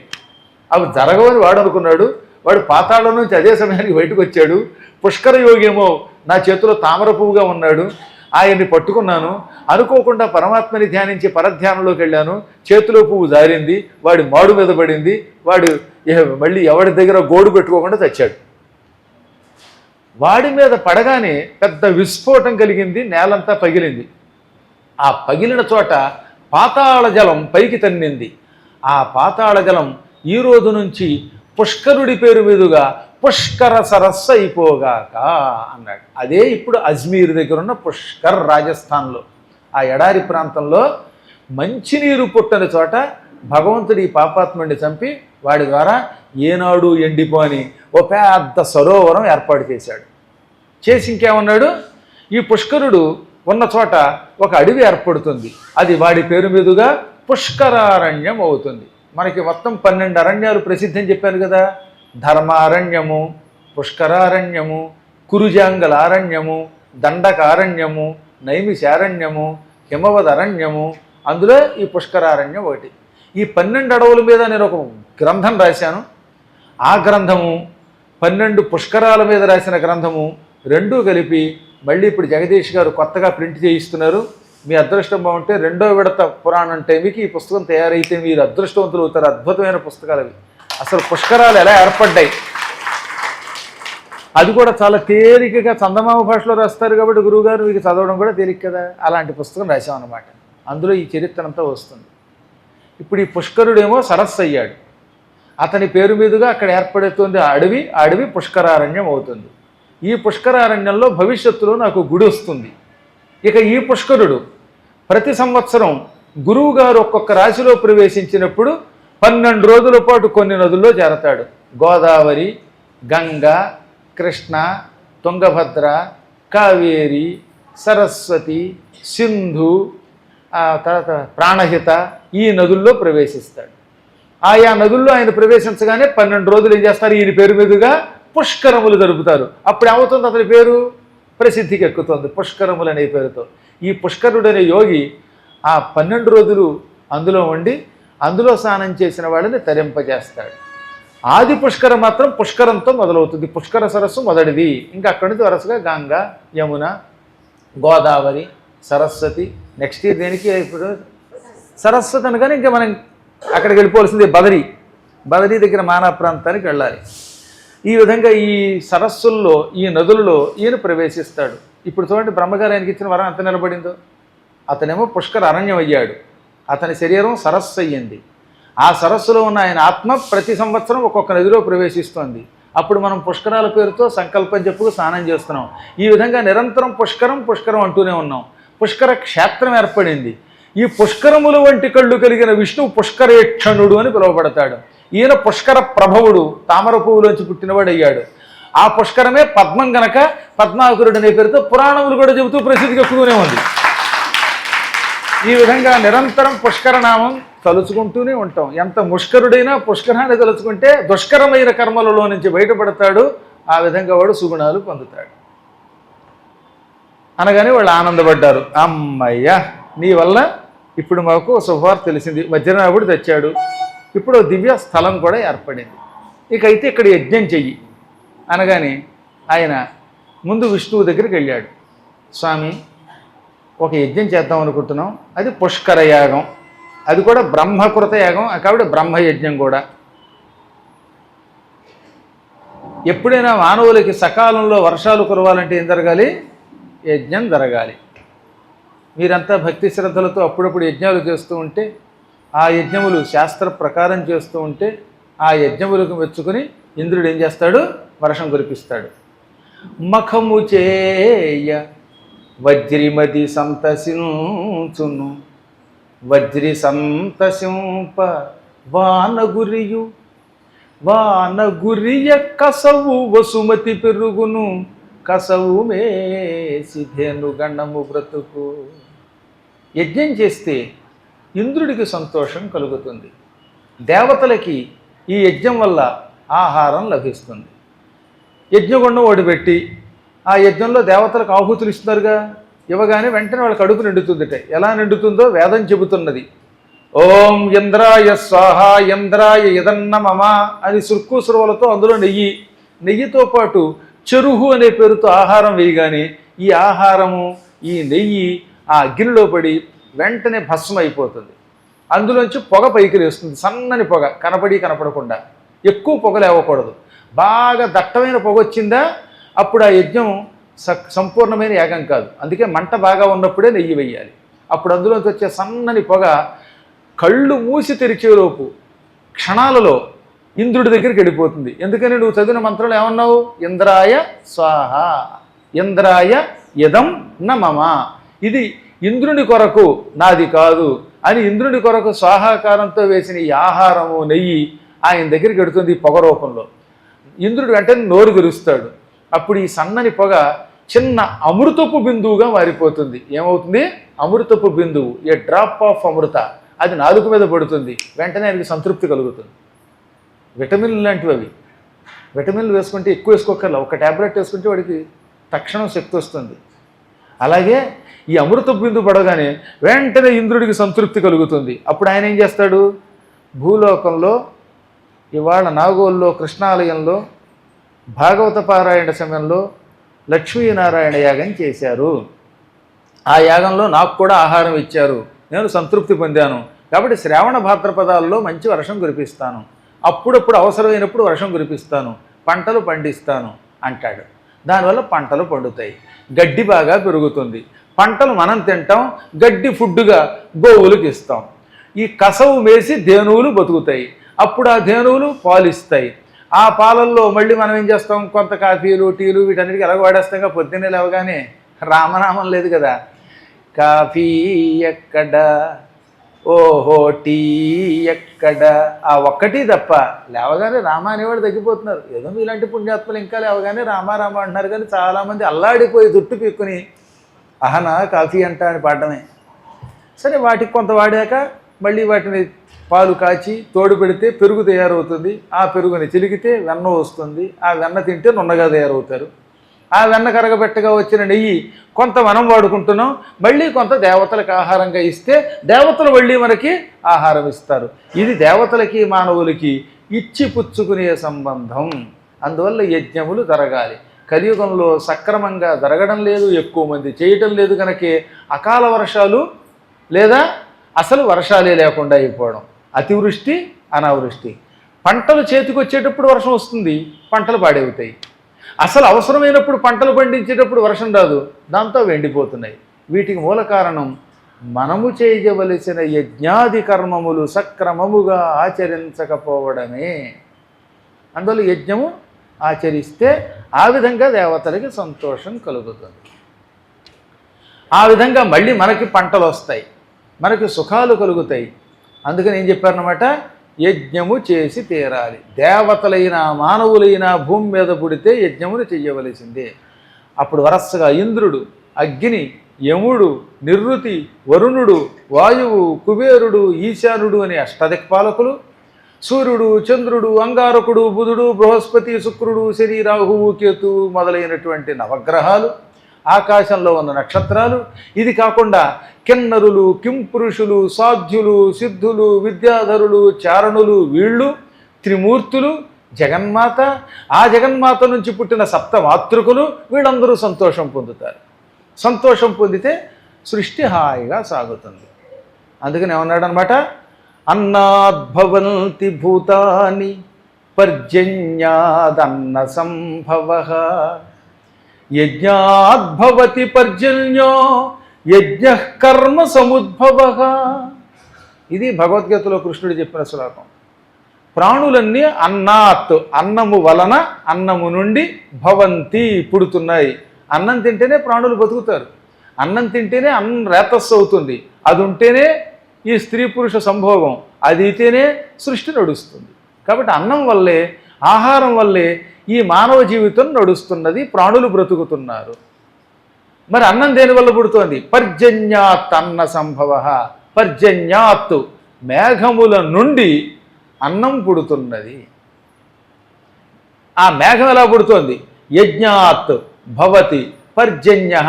పర్జన్యము అంటే మేఘము, యజ్ఞాత్ యజ్ఞము నుండి, భవతి పుడుతున్నది. ఇప్పుడు యజ్ఞం అంటే ఏమిటి? యజ్ఞ కర్మ సముద్భవ, కర్మ నుండి పుడుతున్నది. సత్కర్మాచరణము యజ్ఞము. చిట్టచివరికి ఏం చెప్పాడు? మంచి పని చేయడమే యజ్ఞము. కాబట్టి ఇప్పుడు మీరు అగ్నిలో వేసినా, లేక మంచి నామస్మరణం చేసినా, పురాణం వింటున్నా, ఇవన్నీ యజ్ఞములే. మీరు రోజు చేస్తున్న అర్చన అదొక యజ్ఞం. నామస్మరణం చేస్తున్నారు, నామయజ్ఞం. అలాగే అగ్నిగుండం పెట్టి అందులో వేస్తున్నది, అది ఆగ్నేయ యజ్ఞం. ప్రదక్షిణలు చేస్తున్నారు, ఆ ప్రదక్షిణ యజ్ఞం అది. ఇలా నిరంతరం మనం చేసే సత్కర్మాచరణ ఎల్లా యజ్ఞమే. కర్మ బ్రహ్మోద్భవం విద్ధి. యజ్ఞం అంటే కర్మ నుండి పుడుతుంది అన్నాడు కదా. కర్మ అంటే ఏమిటో చెప్పాడు. కర్మ బ్రహ్మ ఉద్భవము, విద్ధి గ్రహించుము అన్నాడు ఆయన. కర్మ అనగా పరబ్రహ్మ నుండి పుడుతుంది, పరబ్రహ్మస్వరూపమని గ్రహించు. ఒరే మంచి పనే చేయరా, సత్కర్మాచరణమే అని గ్రహించు అన్నాడు. కృష్ణుడు ఎంత గొప్పవాడంటే ఆయన చెప్పచ్చుగా కొన్ని చోట్ల, కానీ అలా చెప్పడం. తమాహు పండితం బుధాహ అంటాడు. అంటే ఏమిటనమాట? పండితులు ఇలా ఆహుహు పలుకుతూ ఉంటారు. నేను చెప్పాను ఇంతే అంటం లేదు ఆయన. పండితులు ఇలా పలుకుతూ ఉంటారు, పండితులు చెబుతూ ఉంటారు, పెద్దలు ఇలా చెబుతూ ఉంటారంటాడండి. భగవద్గీతలో ఎన్ని చోట్ల ఆహుహు ప్రాహుహు అంటాడు చూడండి మీరు.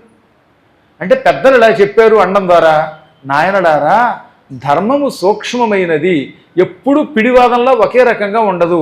సమయ సందర్భములను బట్టి ఆ సమయంలో ఉన్న జ్ఞానుల ద్వారా ధర్మాన్ని తెలుసుకోండి. ధర్మము దేశ కాల మాన పరిస్థితులను బట్టి మారుతుంది అని చెప్పాడు తప్ప ఓ పుస్తకంలో రాసినట్టుగా నల్లట్ట పుస్తకంలో లాగా ఎప్పుడు అంతేకాదు దేవపాతిని అనమనలేదు. అది పిడివాదం, అది మూర్ఖత్వం. ఎందుకంటే మారుతూ ఉంటుంది కాలాన్ని బట్టి. పూర్వకాలంలో వేసవకాలం వస్తే బయట పడుకున్నాం, ఇప్పుడు పడుకోండి చూస్తాను. అందుకని పుస్తకంలో వేసవకాలంలో బయట పడుకోండి అని రాస్తే తెల్లారికి చచ్చిపోతారు. ఒళ్ళంతా దోమలే కుట్టి కుట్టి కుట్టి చంపేస్తాయి. అందువల్ల అలా చేయలేరు. కిందే కూర్చుని పురాణం వినండి అని రాశాడు అనుకోండి, ఇందులో సగం మంది వెళ్ళిపోతారు. అందుకని మోకాళ్ళు నొప్పులు కదా. అందుకని పెద్ద వయస్సు వచ్చినప్పుడు నీ మోకాళ్ళు పని చెయ్యనప్పుడు కుర్చీలో కూర్చో అని చెప్పాడు కాబట్టి వీళ్ళు కూర్చుని వింటున్నారు. ఆ పారాయణం చేసేవాళ్ళు వస్తున్నారు. కింద కూర్చుని పారాయణం చేయండి అంటే ఇందులో సగం గోల్మాల్ మళ్ళీ కనబడ్డవాడు. చూసారా ఎంత గొప్పవాడో కృష్ణుడు. కానీ కొన్ని దరిద్ర మతాలు ఉన్నాయి, ఇంక ఎప్పుడు చూసినా అదే. ఇప్పుడు అక్కడెక్కడో ఎడారిలో ఇసుక వస్తుందండి, ఆ ఇసుక వల్ల ఇబ్బంది వస్తుందని నెత్తి మీద తలపాగా పెట్టుకుని ఒళ్ళంతా కోట్లాగా వేసుకున్నాడు వాడు. ఇక్కడ వేసుకుంటే చచ్చిపోతావు. అక్కడ ముసుగు అవసరం, ఇక్కడ ముసుగు వేసుకుంటే ఎండలో ఒళ్ళంతా పచ్చి పుండైపోయి చెమట వచ్చి తావవా. కాబట్టి ఇది పిడివాదన. ఇలాంటి మూర్ఖత్వము లేని జ్ఞాన నిధి భగవద్గీత. అందుకే ఎల్లవేళలా అది పనికి వస్తుంది. ఎప్పుడు ఒకే రకాల. ఇప్పుడు వాడు ఎవడో అక్కడ కోట్ వేసుకున్నాడు ఇంగ్లాండ్లో, వాడు అక్కడ అలా వేసుకుంటాడు, నువ్వు ఇక్కడ కోట్ వేసుకుంటే ఏమైపోతావు? అసలు ఇక్కడ ఒకటే చెమట. ఇక్కడ కూర్చుని పురాణం చెప్పలేము. అందుకని ఒక దరిద్రపు కోటు వేసుకుని అసలు వాడు చూస్తేనే ఆ నల్ల కోట్లో ఉంటాడు వాడు మొహం. అందుకని ఎప్పటికప్పుడు తెలుసుకోవాలి. వేసవి కాలంలో మనం చొక్కా వేసుకుని గుళ్ళో గడితే ఏమైపోతాం? అందుకని గుళ్ళో అర్చకులకి ఏం చెప్పారనమాట, పైన చొక్కా వద్దు, కండువా వేసుకో అన్నారు. ఎందుకంటే గుళ్ళో ఉంటే ఒళ్ళంతా చెమట్లు పడి పాడైపోతాం కనుక. కానీ అదే బదరీలో చూడండి, అర్చకులు కోటు వేసుకుని పూజ చేయాలి. చలి అక్కడ, చలిలో ఇదిగో ఒంటిగా చొక్కా వేసుకున్నావు, తప్పు తీసేయి, చొక్కా లేకుండా గుళ్ళోకి వెళ్ళాలంటే ఆ తర్వాత ఎంచక్కా పైకి వెళ్ళిపోతాడు, 2 రోజుల్లో దామ్మంటాడు. అందుకని ఆలయము హిమాలయములలో ఉన్నప్పుడు చక్కగా లాల్చీ వేసుకుని కోటు వేసుకుని చాలా జాగ్రత్తగా చలి వేయకుండా టోపీ పెట్టుకుని అక్కడ చెయ్యాలి. అందుకని ఉత్తర భారత్లో లాల్చీ వేసుకుంటారు, ఇక్కడ లాల్చీ తీస్తారు. ఆ వాతావరణాన్ని బట్టి దొరుకుతుంది. అమెరికాలో కనుక పొరపాటున చొక్కా వేసుకోకుండా డిసెంబర్ నెలలో పూజ చేయమనండి, ఆ తర్వాత ఆయన పారిసలు బయటకు వస్తుంది కార్గోలో. కాబట్టి నాయనలారా, ధర్మం అనేది దేశకాలమాన పరిస్థితులను బట్టి ఉంటుంది. అందుకని ధర్మము ఇది అని చెప్పలేమని చెప్పాడు. మహాభారతం ఏం చెప్పింది? ఇది ధర్మం ఇది అధర్మం అని బ్రహ్మయును నిర్ణయింపజాలడు అన్నాడు ఆయన. ఇది ధర్మం ఇది అధర్మం అని చెప్పం, ఎందుకంటే సమయాన్ని బట్టి అది మారిపోతూ ఉంటుంది. అసత్యం ఆడకూడదు, కానీ ఆ అసత్యం ఒక్కొక్కప్పుడు సత్యం కంటే చాలా అవసరం. భూతహితంబుగా పలుకు బొంకును సత్యఫలంబునిచ్చు, తద్భూత భయానకంబగు ప్రభూతపు సత్యము బొంకునట్ల, ప్రాణాతురుడైనచో పరిణయంబునయందున పలుకు బొంకు సత్యాతిశయంబయండ్రు మహితాత్మక ఇట్టివి ధర్మ సూక్ష్మముల్. 10 మందికి ఉపకారం చేసేటప్పుడు అసత్యం ఆడితే అది సత్యం కంటే గొప్ప ఫలితం ఇస్తుందిటండి. ఇప్పుడు ఎవడో దుర్మార్గుడు వచ్చాడండి, మిమ్మల్ని చంపేస్తానన్నాడు, హిందువులందరినీ చంపేస్తానని తుపాకులు వేసుకుని ఇంత గడ్డం ఊపుకుంటూ నెత్తి మీద టోపీ పెట్టుకుని కత్తులు వేసుకుని వచ్చాడు ఎవడో మిమ్మల్ని చంపడానికి.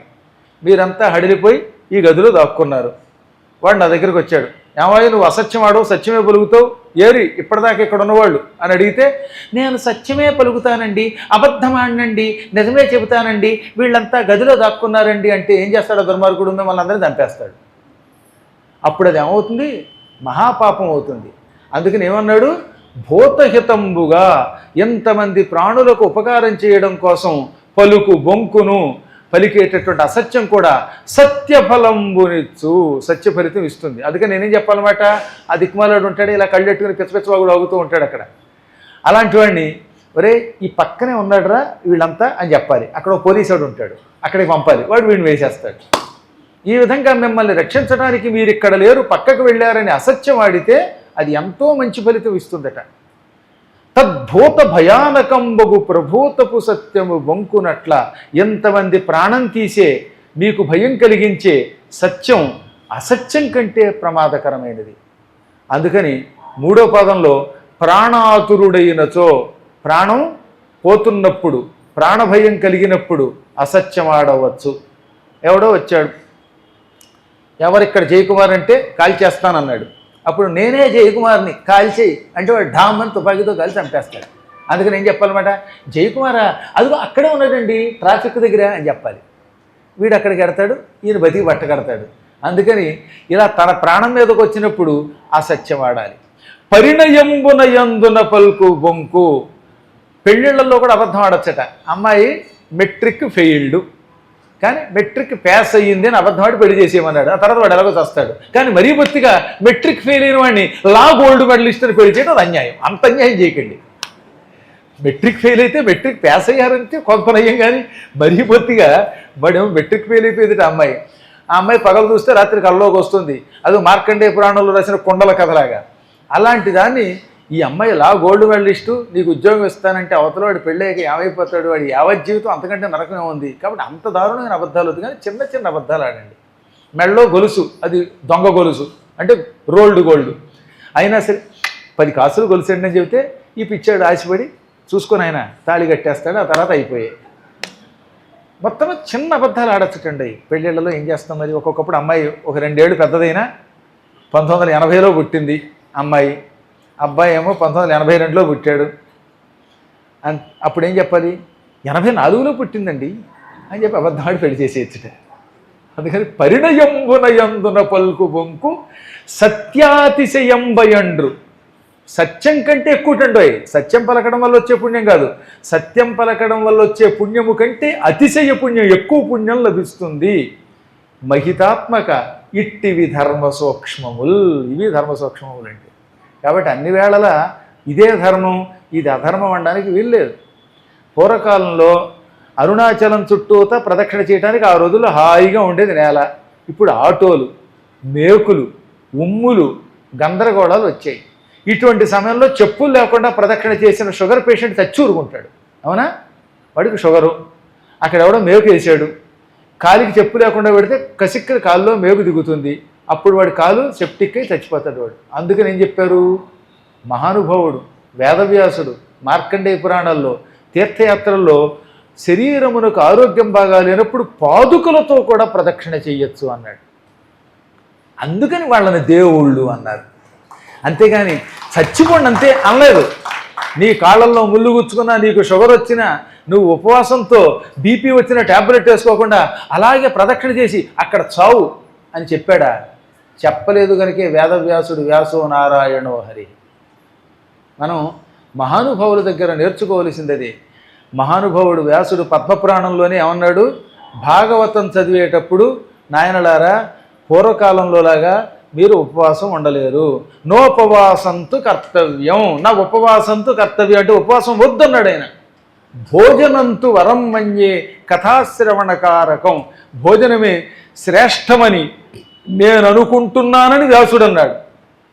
మన్యే అంటే అనుకుంటున్నాను, ఇది నా అభిప్రాయం, నీకు ఇష్టమైతే చేయ, లేకపోతే నీ కర్మ. ఈ కలియుగంలో భోజనం చేసి కూడా పారాయణ చెయ్యండి అన్నాడు. అలా కాకుండా పూర్వంలాగా పిడివాదంతో సూర్యోదయం నుంచి సూర్యాస్తమయం వరకు మంచినీళ్ళు కూడా తాకుండా ఆచమనమే చేసి అలా కూర్చుని పారాయణం చెయ్యి నాయన అన్నారంటే భారతదేశంలో ఉన్న జనాభా 130 కోట్లు కాస్త 30 కోట్లు అయిపోతారు. ఆ 30 కోట్లు కూడా దరిద్రపు జనాభా మిగులుతారు, మన వాళ్ళు ఉండరు. మనం ఉండాలి. అందువల్ల ఏం చేస్తారు, ఇక వెళ్తా శుభ్రంగా ఎంతో కొంత తినండి. మరీ బొత్తిగా ఓ బస్తా బియ్యంతో పులిహార చేసుకుని మేస్తానంటే కష్టం, కానీ లఘువుగా తినండి. ఏదో మీ ఓపికను బట్టి 25 ఇడ్లీయో, 50 మైసూరు బజ్జీయో సాంబార్లో ముంచుకొని కాస్త చట్నీ వేసుకొని తినండి. అంతే తప్ప మరీ ఎక్కువ తినకండి. ఇది వ్యాసుడు చెప్పిన మాట. భోజనంతు వరం మన్యే కథాశ్రవణకారం. ఇన్ని దృష్టిలో పెట్టుకుని బ్రహ్మదేవుడు శ్రీమన్నారాయణుణ్ణి యజ్ఞము చెయ్యడానికి నాకు దీక్ష ఇమ్ము అన్నాడు. త్వం హి మే పరమో దేవః త్వం హి మే పరమో గురుః త్వం హి మే పరమం ధామ శక్రాదీనాం సురోత్తమః ఉత్ఫుల్లామల పద్మాక్ష శత్రుపక్షక్షయావహ యథా యజ్ఞేన మే ధ్వంసో దానవైశ్చ విధీయతే. ఇది బ్రహ్మ చేసిన విష్ణుస్తుతి. దేవా, నీవే పరమాత్ముడివి, నీవే నాకు తండ్రివి, నీవే గురువువి, నీవే పరంధాముడివి, సమస్త దేవతలకి మూలకారకుడివి.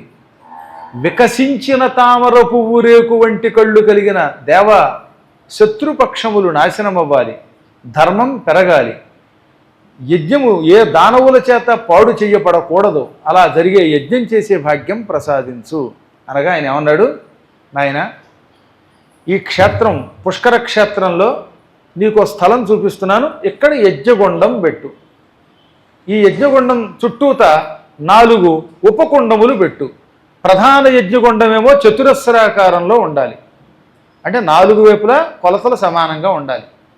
చతురస్రాకారానికి వైశాల్య సూత్రం S² అనమాట, భుజము ఇంటూ భుజం అనమాట. 4x4 లేక 6x6, 8x8 అలాగా ఈవెన్ నెంబర్స్తో వెళ్ళాలి. అది కూడా అంటే 1x1, 3x3 ఉండకూడదు. అయితే 4 అడుగులు ఇంటూ 4 అడుగులు అంటే 16 చదరపు అడుగులు, లేదా 8x8, 12x12 ఇలా చతురస్రాకారంలో ప్రధాన యజ్ఞగుండం ఉండాలి. దానికి ఈశాన్యం దిక్కులో త్రికోణాకారంలో ఒక యజ్ఞగుండం ఉండాలి. ఈ త్రికోణాకారం పార్వతీ స్వరూపం. ఆగ్నేయ దిగ్భాగంలో వృత్తాకారంలో గుండ్రంగా ఉన్న యజ్ఞగుండం ఉండాలి.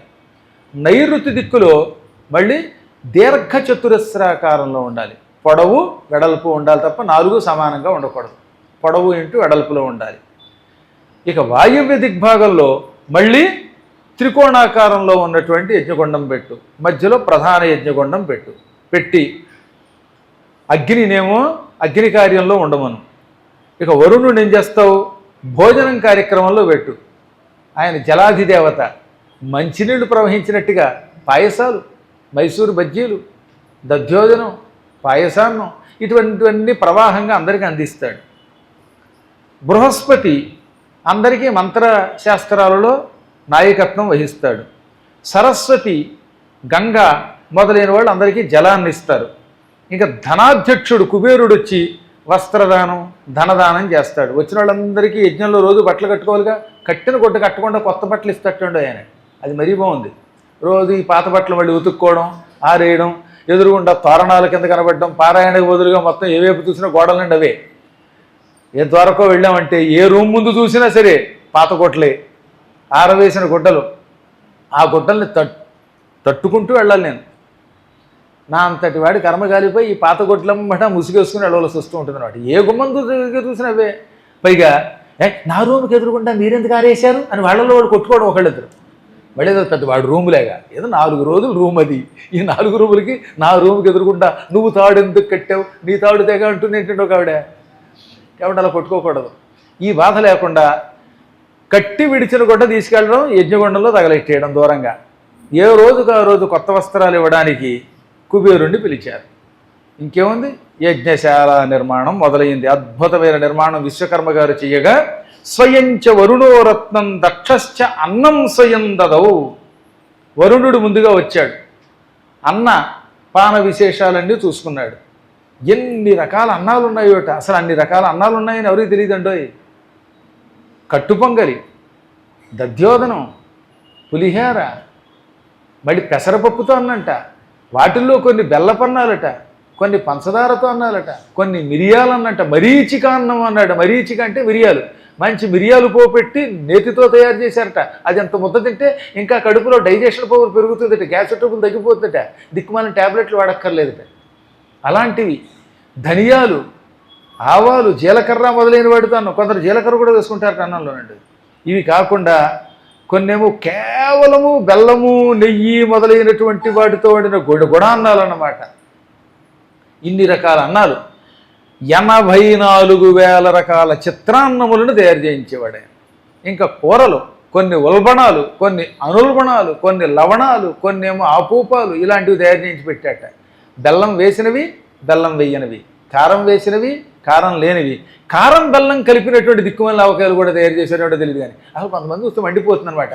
బెల్లపావకాయ ఏంటంటే వీడు మొహం తగలయ్యా అని వ్యాసుడు అన్నాడు. నేనల్లా ఆవకాయ కింద బెల్లం కింద తినకుండా ఆవకాయలో కారంలో బెల్లం కలపడం ఏమిటో, అల్లం పచ్చళ్ళలో బెల్లం వేసినట్టుగా. సరే, ఎవరి రుచులు వాడు అనుకోండి. ఇక సాంబారు, కూరగాయలు, అప్పడాలు, కూరగాయల్లో కూడా మళ్ళీ దొండకాయ కూర కారం పెట్టి, ముద్దకూర మళ్ళీ పులుసులో వేసి, అవి వేసి కుమ్మి, దాంతో పచ్చడి, దొండకాయ పచ్చడి, దొండకాయ ఆవకాయ, వీడి మొహమ్మాట ఆవకాయ, బెండకాయ ఆవకాయ, ఇలా రకరకాలైనటువంటి ఆవకాయలు, ఊరగాయలు, పచ్చళ్ళు, కూరగాయలు ప్రవాహాల్లో తయారైపోయాయి. ఆ పదార్థాలు తిని ఆనందంతో పరవశించిపోయారట. తిని తృప్తి చెందనివాడు లేడు, తిన్నాక మంచం ఎక్కి పడుకున్నవాడు లేడు, అనారోగ్యం పొందినవాడు లేడు. మళ్ళీ అదొకటి దిక్కుమాల నూనె వాడారంటే నడుము నొప్పి వచ్చే, లేదా గ్యాస్ ట్రబుల్ వస్తుంది, అవి ఏమీ లేవు అక్కడ. ఇక ఇవి కాకుండా ఎన్ని రకాల పాయసాలు, అన్నపు పాయసం అంట, పెసరపప్పు పాయసం, కందిపప్పు పాయసం, ఉలవల పాయసం అంట, మరీచి పాయసం, మిరియాలు కూడా వేసిన పాయసం అంటే మళ్ళీ అదొక రకమైన ఘాటు. ఇన్ని రకాల పాయసాలు తయారు చేశారు. కొన్ని చోట్ల పాయసములు అయితే పలుకు పలుకుకి ఒక జీడి పలుకు, అంటే ఒక అన్నం మెతుకు ఎంత ఉంటే అన్నం మెతుకు పక్కన ఒక జీడి పలుకు అనమాట. పావు కేజీ గనక బియ్యం ఉండే ఆ బియ్యపు పావు కేజీకి కేజీ జీడిపప్పు వేసి ఉంటారు బహుశా. అసలు అలా చేయాలి పాయసం అంటే. అసలు నీళ్లు పోయకూడదు.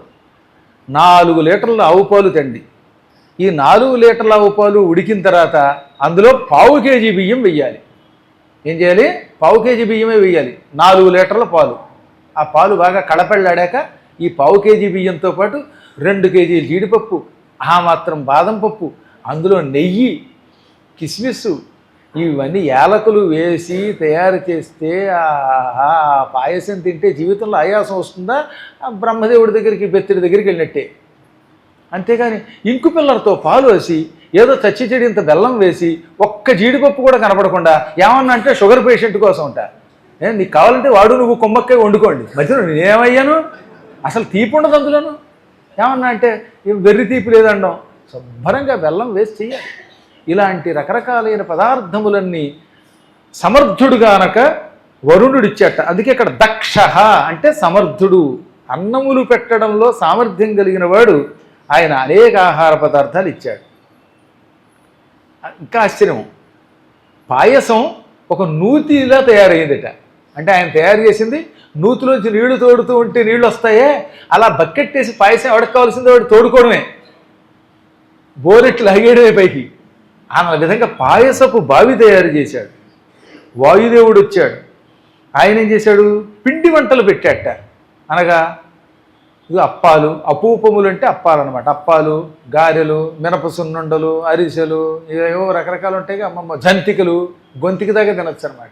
కారపూస, ఇటువంటివన్నీ తయారు చేశారు. ఎక్కడ డాల్డా వాడలేదండోయ్. డాల్డా వాడితే బ్రహ్మదేవుడు గొంతుకు పోతే వాళ్ళు ఇబ్బంది కదా మధ్యలో మంత్రం చెబుతున్నప్పుడు. అందుకని పూర్తిగా నేతితో తయారు చేశారు.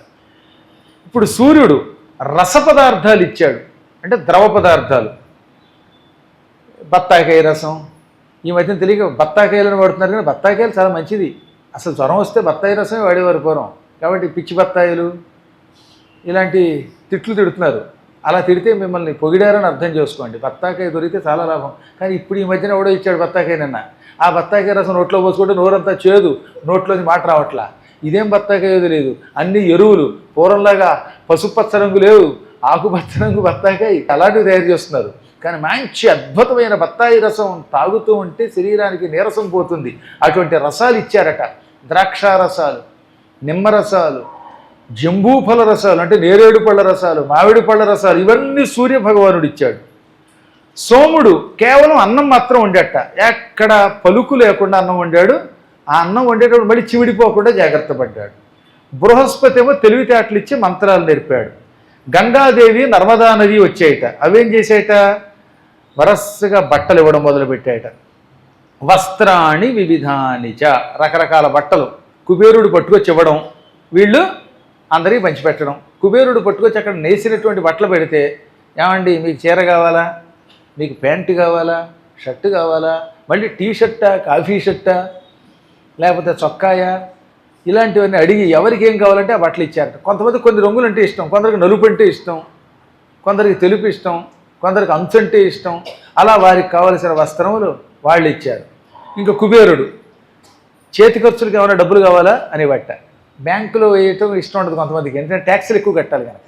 అందుకని వద్దండి మాకు అకౌంట్ పే వద్దండి, క్యాష్ కావాలన్న వాళ్ళకి ధనాధ్యక్షుడు కుబేరుడు ధనదానం, ధనం ఇవ్వడం మొదలెట్టాడు. డబ్బు కావాలనుకున్న వాళ్ళకి డబ్బులు. కొంతమంది అన్నారు చేతిలో డబ్బులు ఉంటే ఖర్చు అయిపోతాయండి, అకౌంట్లో వేసేయండి అన్నారట. అందుకని వాళ్ళ బ్యాంక్ అకౌంట్లో వేశారు. మరికొన్ని ఏం చేసేట, వరసగా వచ్చి స్నానానికి కావలసినవి పెట్టేవి. అంటే పళ్ళు తోముకోవడానికి కావలసినటువంటి పుల్లలు, ముఖం కడుక్కోవడానికి మంచి చక్కని నీళ్లు, స్నానం చేయడానికి కావలసిన మూలికా జలాలు, సుగంధ ద్రవ్యాలటండి. అదే ఆశ్చర్యం నాకు. ఆ నీళ్లతో తొట్లులో నీళ్లు పోసి ఆ నీళ్లలో మూలికలు కలిపితే ఆ నీళ్లతో స్నానం చేస్తే 3 రోజులు స్నానం చేయకపోయినా శరీరం నుంచి చెమట కంపు రాదు. కొంతమంది స్నానం చేస్తారు, మళ్ళీ రాగానే చేయెత్తగానే సువాసనే. ఏమన్నా అంటే పైకి కిందకి 2 సార్లు మెట్లెక్కారు కదా గురువు గారు అంటాడు. 3 సార్లు స్నానం చేసినా వాయిదారి కంపే. అలా కాకుండా మూలికలతో కూడిన నీరు పెడితే ఆ నీళ్లతో స్నానం చేస్తే శరీరం పరమ సువాసనాభరితం అయిపోవడం మొదలెట్టింది. కానీ మరి కొంతమంది ఏం చేశారు, శుశ్రూష చేయడం మొదలెట్టారు. అనగా వచ్చిన వాళ్ళకి, ఏమండి కుర్చీలో కాళ్ళు పెట్టుకు పారాయణ చేస్తున్నారు, కాళ్ళు ఏమైనా వాచాయా అని అడిగి వాచాయ అనగానే నొక్కడం మొదలెట్టారట. నొక్కితే కాళ్ళ నొప్పులు తగ్గిపోతున్నాయిట. ఇవన్నీ చెబితే రేపటి నుంచి పారాయణ పనులు మళ్ళీ అవన్నీ కావాలని కోరితే వాళ్ళు ఏదో ఇబ్బంది. కొందరికి కాళ్ళు నొక్కేవాళ్ళు, కొందరికి ఒళ్ళు నొక్కేవాళ్ళు, నడుము నొప్పి పెడితే నొక్కేవాళ్ళు. వీళ్ళు కొందరు బట్టలు ఉతికి పెట్టేవాళ్ళు, కొందరు కమండలాలు తెచ్చిపెట్టేవాళ్ళు, కొంతమందికి నీళ్లు మంచినీళ్ళు తెచ్చుకోవడానికి బతకం కదా, ఏమంటే ఇక్కడ డబ్బా పెట్టరే నీళ్ళు అయిపోయాయి అని డిమాండ్ చేస్తూ ఉంటారు. అందుకని గంగానది ఏముందంటే మీరేం డిమాండ్ చేయొద్దు, నేను ఎప్పుడు నీళ్లు ఇక్కడ సమృద్ధిగా పెడతాననేది. ఎన్ని నీళ్లు తగిన వస్తాయి. అందుకని గంగానదిని కూడా ఇంటికి పిలిస్తే ఎన్నో లాభాలు. అవేవో ఇప్పుడు వస్తున్నాయిగా, డబ్బాలు బోర్లు ఇస్తారు, కింద ఏదో ఉంటుంది, ట్యాప్ తిప్పుకుంటే మంచినీళ్ళు వస్తాయే. ఆ మంచినీళ్ళు అయిపోతే కొందరికి చాలా కోపం వచ్చేస్తుండీ. అందుకని వచ్చి ఏమండి మమ్మల్ని అక్కడెక్కడో దూరంగా పారేశారు, అక్కడేమో నీళ్లు లేవు అని డబ్బా ఇస్తారే. వాళ్ళందరూ ఒక్కసారి గంగానదిని తలుచుకుంటే అప్పుడు ఆ గంగ అందులో ప్రవహిస్తే ఈ నీళ్ళు అయిపోవడం ఉండదు. ఇది కాక కాలకృత్యాలకి కావలసిన శౌచాలయాలు ఏర్పాటు చేశారు కొంతమంది. ఇంకా చెప్పాడండి బాబు, అసలు ఆశ్చర్యం. 7 ద్వీపాల్లో ఉన్నటువంటి చెట్లు, తీగలు, గడ్డి, కూరలు, పళ్ళు ఇవన్నీ పట్టుకొచ్చేసేట మొత్తం. అసలు వేసవకాలంలో తప్ప కనబడిన మామిడి పళ్ళు కనబడుతున్నాయి, సీతాఫలాలు కనబడుతున్నాయి. మరి కొంతమంది ఉంటారు వచ్చి రావడంతో జామకాయలు జామకాయలు జామకాయలు మైదా జామకాయలు కూడా పెట్టారు అక్కడ, నేరేడు పళ్ళు, ఇలా రకరకాలైనటువంటి పళ్ళు పెట్టారు. ఫలాలు తిని సంతృప్తి పొందేవాడు కొంతమంది ఉన్నారట. అందుకని ఎన్ని రకాల పళ్ళు ఉన్నాయో శాకానిచ ఫలానిచ, ఇటు కూరలు పళ్ళు కూడా సమృద్ధిగా వచ్చాయి. ఇక కాలక్షేపం, ఎవరి కాలక్షేపం వాళ్ళది. పౌరాణికులు పురాణం చెబుతూ ఉంటే పురాణమే వినేవాళ్ళు అక్కడికి వెళ్ళి పురాణాలు వింటున్నారు. కాదు వేదం చదువుకున్నవాళ్ళు వేదాల్లో చర్చ చేస్తున్నారట. వేద భాష్యాన్ని సూత్రాన్ని బ్రహ్మణ నిర్మితం చెయ్యత్తు. కొంతమంది వేద సూత్రాలు చెప్పడం మొదలెట్టారు. ఋగ్వేదం వాళ్ళంతా ఓతోట చేరారు, ఘనపాటీలంతా. మా శాఖ అంటూ ఋగ్వేద శాఖ, యజుర్వేద శాఖ, అందులో మళ్ళీ తైత్తిరీయాలు, శుక్ల యజుర్వేదం, కృష్ణ యజుర్వేదం, అధర్వణ వేదం, సామవేదం, ఎవరి వాళ్ళు అక్కడికి వెళ్ళి చర్చించుకోవడం మొదలెట్టారు. కొంతమంది ఏమో అద్వైత సిద్ధాంతం మొదలెట్టారు. బ్రహ్మము సత్తా చిత్త అంటే సత్తు కాదు చిత్తు నీవి నెత్తి అని ఒకళ్ళు, కాదు సత్తని కొందరు, చిత్తని కొందరు, ఘంటానాదాలు కొందరు చూపించడం మొదలెట్టారు. మరి కొంతమంది ధర్మశాస్త్రాన్ని, ధర్మశాస్త్రాలు ఏకరువు పెట్టారు. ఇది ధర్మమా కాదా? పురాణం వింటున్నప్పుడు అలా గడ్డం కింద చేయి పెట్టుకోవచ్చా పెట్టుకోకూడదు? ఆయనకి ఏదో ఎంతసేపు కూర్చుంటాడు, మామూలు ఇలా కూర్చోలేడు కదా, అప్పుడప్పుడు గడ్డం కింద చేయి పెట్టుకుంటే అది కూడా తప్పు అంటారు కొంతమంది. కాదునైనా వీలుని బట్టి గడ్డం కింద అయినా చేయి పెట్టుకోవచ్చు, కొన్ని చోట్ల తప్ప ఇంకెక్కడైనా చేయి పెట్టుకోవచ్చు అని ధర్మశాస్త్రాలు కొందరు వ్యవహరిస్తున్నారు. మరి కొంతమంది ఏమో మధ్యలో ఒకవేళ ఆవులింతలు వస్తే ఏం చేయాలని అడిగారట. మధ్యలో పురాణం మధ్యలోనో యజ్ఞం మధ్యలోనో ఆవులించకూడదని కదా శాస్త్రం. అలా ఆవులింతలు వచ్చినప్పుడు ఆయన చిటికి వేసుకుంటే చాలు అని పక్కవాడు ధర్మ సందేహం తీర్చేట. ఈ విధంగా ధర్మశాస్త్రాలు కొందరు. విగ్రహములను ఎలా ప్రతిష్ఠించాలని కొంతమంది, విగ్రహం యొక్క కొలతలు, వాటిని పూర్తించే విధానం. అందుకని సవిగ్రహాన్ని అమూర్తమూర్తమత్యంతం అన్నమాట. ఆకారం ఉన్నప్పుడు గుడి ఎలా ఉండాలి, లేనప్పుడు ఎలా ఉండాలి. అసలు ఇవన్నీ చదువుతూ ఉంటే యజ్ఞం ఎలా చేయాలో ఇప్పుడు అర్థమైందా మీకు? ఇది యజ్ఞం బ్రహ్మగారు చేస్తున్నప్పుడు. ఇవాళ మనం గంటలో కూర్చుంటే అయిపోయాయి. ఇవి లఘుయాగాలు. ఇప్పుడు కలియుగములో పూర్వము వలె అంత కష్టపడి చెయ్యలేం కనుకే కలియుగంలో ఏం చేశారు, లఘుయాగములు ఏర్పాటు చేశారు. చాతుర్మాస్యం అంటే 4 నెలలు కదా, ఇప్పుడు 4 నెలలు ఏమైంది, 2 నెలలు చేశారు పీఠాధిపతులు. ఎందుకంటే మనకు ఆయువు తక్కువ కనుక, ఎక్కువ కాలం ఉండలేం కనుక. అలాగే కలియుగంలో పూర్వంలాగా 41 రోజులు, సంవత్సరం రోజులు, లేక పొద్దున సాయంకాలం దాకా ఉపవాసాలతో యజ్ఞం చేయలేం కనుక లఘుయాగాలు, నిత్యాగ్నిహోత్రములు అనేది వ్యాసుడు అందించాడు. అవి కూడా చాలా గొప్పవే, అవి కూడా యాగ ఫలితాలే ఇస్తాయి. ఒక్క 2 నిమిషములు ఒక్క మంత్రముతో ఒక్కసారి ఆహుతి ఇచ్చినప్పటికీ అది కూడా యజ్ఞ ఫలితం ఇస్తుంది, ఎప్పుడు గాయత్రీ మంత్రానుష్ఠానం ఉంటే. ఈ విధముగా యాగ ప్రారంభం అయ్యింది. ఆ క్షేత్రం ఈనాడు రాజస్థాన్లో పుష్కరం అని పిలువబడుతోంది. అప్పుడు బ్రహ్మగారు ఏమన్నాడు, ప్రాతకాలంలో నా భార్య సావిత్రి అనే శక్తితో ఉంటుంది, మధ్యాహ్నం పూట సరస్వతి రూపంలో ఉంటుంది, సాయంత్రం అదృశ్య రూపంలో ఉండేది ఆ రోజుల్లో. తర్వాత రోజుల్లో సాయంత్రం పూట గాయత్రి అయింది. అందుకే ఉదయం పూట సావిత్రిని తర్పయామి, కొంతమంది ఉదయం పూట గాయత్రీం సాయంత్రం సావిత్రీం అన్నారు. దానికి గల కారణం ఏంటంటే తర్వాత కథలో వస్తుంది. గాయత్రి సరస్వతి సావిత్రి, లేదా సావిత్రి సరస్వతి గాయత్రి 3 సంధ్యావందనాలు చేసేవాడు తర్పణాలు ఇస్తారే. గాయత్రీం తర్పయామి, బ్రాహ్మీం తర్పయామి, వైష్ణవీం తర్పయామి, నిమృజీం తర్పయామి అంటూ వరుసగా ఇచ్చే తర్పణాల్లో ఒక పూట గాయత్రి. ఇప్పటికీ కొంతమంది కొన్ని శాఖల యొక్క నియమం ప్రకారం ప్రాతకాలంలో గాయత్రికి, మధ్యాహ్నం సరస్వతికి, సాయంత్రం సావిత్రికి ఇస్తారు. అలా కాకుండా మహానుభావులైన కొంతమంది ఉదయం సావిత్రికి, మధ్యాహ్నం సరస్వతికి, సాయంత్రం గాయత్రికి ఇస్తారు. కానీ ప్రాచీన కాలంలో సావిత్రి సరస్వతి తప్ప గాయత్రి ఇంకా అప్పటికి పుట్ల ఈ యజ్ఞం నాటికి. అందువల్ల ఈ 2 దేవతలనే తర్పణాలకు ఉపయోగించుకునేవారు. బ్రహ్మగారి పత్ని ఒకే ఆవిడే సరస్వతి, ఆవిడే సావిత్రి రూపంలో ఉంటుంది. అందువల్ల ముందు సావిత్రిని పిలిచాడు. ఆయన ఏమన్నాడు, ఇప్పుడు ఈమె నా పత్ని సావిత్రి అని పిలువబడుతుంది, ఈవిడ్ని పక్కన పెట్టుకుని ఈ బ్రహ్మయాగం చేస్తాను, భార్య లేకుండా ఈ యజ్ఞం చేయకూడదు అని పలికి ఆవిడ్ని పక్కన పెట్టుకుని దీక్షా కంకణం ధరించి యజ్ఞమును ఆరంభించడానికి సంసిద్ధుడయ్యాడు. అద్భుతమైన కథ, గాయత్రి మాత పుట్టినటువంటి దివ్య కథ. ఈ కథ మిగతా భాగం రేపు చెబుతాను. ఒక్క క్షణకాలం భజన చేశాక సత్యదేవుని సుందర రూపుని నిత్యము సేవించండి, సత్యదేవుని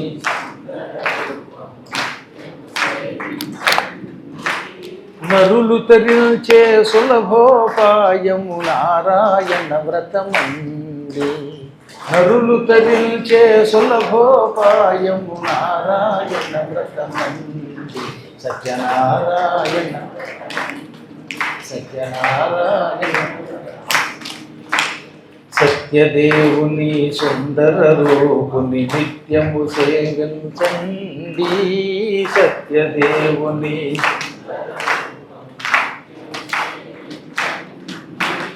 నరులు తరించే సులభోపాయము నారాయణ వ్రతమంది, నారాయణ వ్రతమంది, సత్యనారాయణ.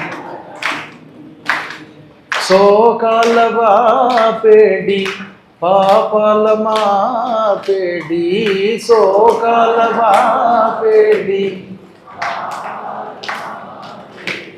లోకాన భోగాలు వసగేది ఏది, నారాయణ వ్రతమే, సత్యనారాయణ వ్రతమే.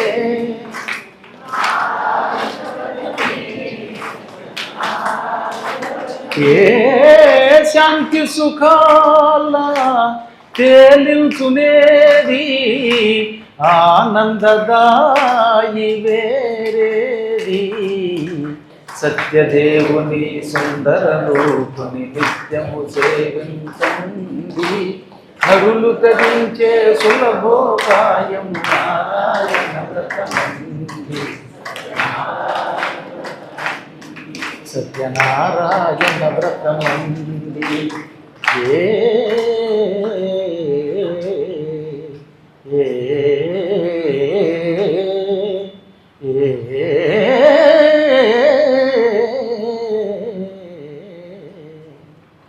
సంసార వారాసి దాటించునావా, సంసార వారాసి దాటించునావా, శ్రీనాథు పాదాల చూపించు త్రోవా, నారాయణ వ్రతమే, సత్యనారాయణ నారాయణ వ్రతమే, సత్యనారాయణ వ్రతమే. సంసార వారాసి దాటించునావా, శ్రీనాథు పాదాల చూపించు త్రోవా, నారాయణ వ్రతమే, ఏ రాజుకైనా నిరుపేదకైనా తరించు భాగ్యమిదేనండి. సత్యదేవుని సుందర రూపుని నిత్యము సేవించండి. నరులు తరించే సులభోపాయము నారాయణ వ్రతమండి. సత్యనారాయణ వ్రతమండి. హరినారాయణ గోవింద భక్తపరాయణ గోవింద. హరినారాయణ భక్తపరాయణ గోవింద. పావన నామ గోవింద పాప విరామ గోవింద. పావన నామ గోవింద పాప విరామ గోవింద. నారాయణ హరి గోవింద. హరినారాయణ గోవింద. గోవింద హరి గోవింద. గోవింద హరి గోవింద. గోవింద హరి గోవింద. గోవింద హరి గోవింద. గోవింద హరి గోవింద.